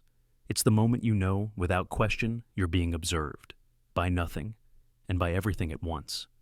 This sensation catches you off guard because it's intimate and yet impossible. You are alone, no one is there, but everything is there. The empty chair, the silent walls, the hum of electronics. And in that hum, you sense a presence. It's as if the universe pressed its ear to your chest, listening to the rhythm of your own heartbeat. You know, without doubt, that you are observed, by nothing and by everything at once. Scientists call this the illusion of presence, but the word illusion feels insufficient. It's deeper than a trick of the mind. It's the echo of ancient survival instincts. Our ancestors, every one of them, hunted and hid, forging a neural sensitivity to awareness. A rustle of leaves could mean predator or prey. An unseen watcher could tip the balance between life and death. In our modern solitude, that primordial alertness remains encoded in our neural circuitry. Consider this. Even when you feel unobserved, your brain's social network fires as though eyes were upon you. Regions tied to social cognition, like the medial prefrontal cortex, light up. Mirror neurons whisper, "I see you. I feel you." They connect your inner world to another you cannot see. Over half a century of research has shown that simply imagining someone watching can alter your behavior, sharpen your posture, steady your voice, or send a flicker of anxiety through your chest. You become a performer on the silent stage of your own mind. It's uncanny. You sense that watchful eye when you're alone in the midnight dark. When you drift through a deserted hallway, the soft echo of your footsteps morphs into a chorus, as though shadows follow in tandem. The still air hums with unspoken attention. You might dismiss it as paranoia, but those who've studied urban loneliness describe it differently: a profound resonance between self and space, a recognition that the world itself could be sentient, holding you in a gaze that never blinks. Stories abound. A writer in a mountain cabin, miles from civilization, swore she felt someone standing behind her as she typed. She had glanced between pages and empty chairs, her pulse racing, until she realized it was her own reflection in the window, a hall of mirrors tricking her mind.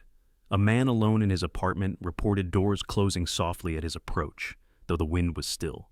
He felt footsteps behind him in rooms he'd never entered. His rational mind insisted on drafts and creaks, but something persisted. An unspoken awareness that he was not truly alone. And maybe that's it. Loneliness is a void, but voids echo. When you are alone, the silence amplifies every subtle vibration. Your own breathing becomes a chorus. Your skin prickles with electric static. Even your voice, when you whisper your thoughts out loud, reverberates like a duet, you and your internal other. That conversation can feel intimate, confronting you with your own truths. You realize you're always in an audience, sometimes your own. But let's step back. What if this feeling of being known extends beyond yourself? What if reality itself is observing? Quantum physics hints that observation shapes outcomes. The famous double-slit experiment shows that particles behave differently when observed. You might laugh and say, "I'm not collapsing quantum wave functions with my gaze." But what if consciousness and observation are inseparable? What if being known is not a bug in your brain, but a feature of existence, that nothing happens without awareness?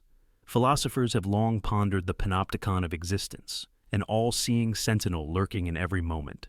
In some Eastern traditions, the self is both observer and observed, indivisible. It suggests a cosmic mirror. You look at reality, and reality looks back. That feeling, when you pause your scroll and the room leans in, might be the silent call of unity, reminding you that separations are illusions and that awareness is universal.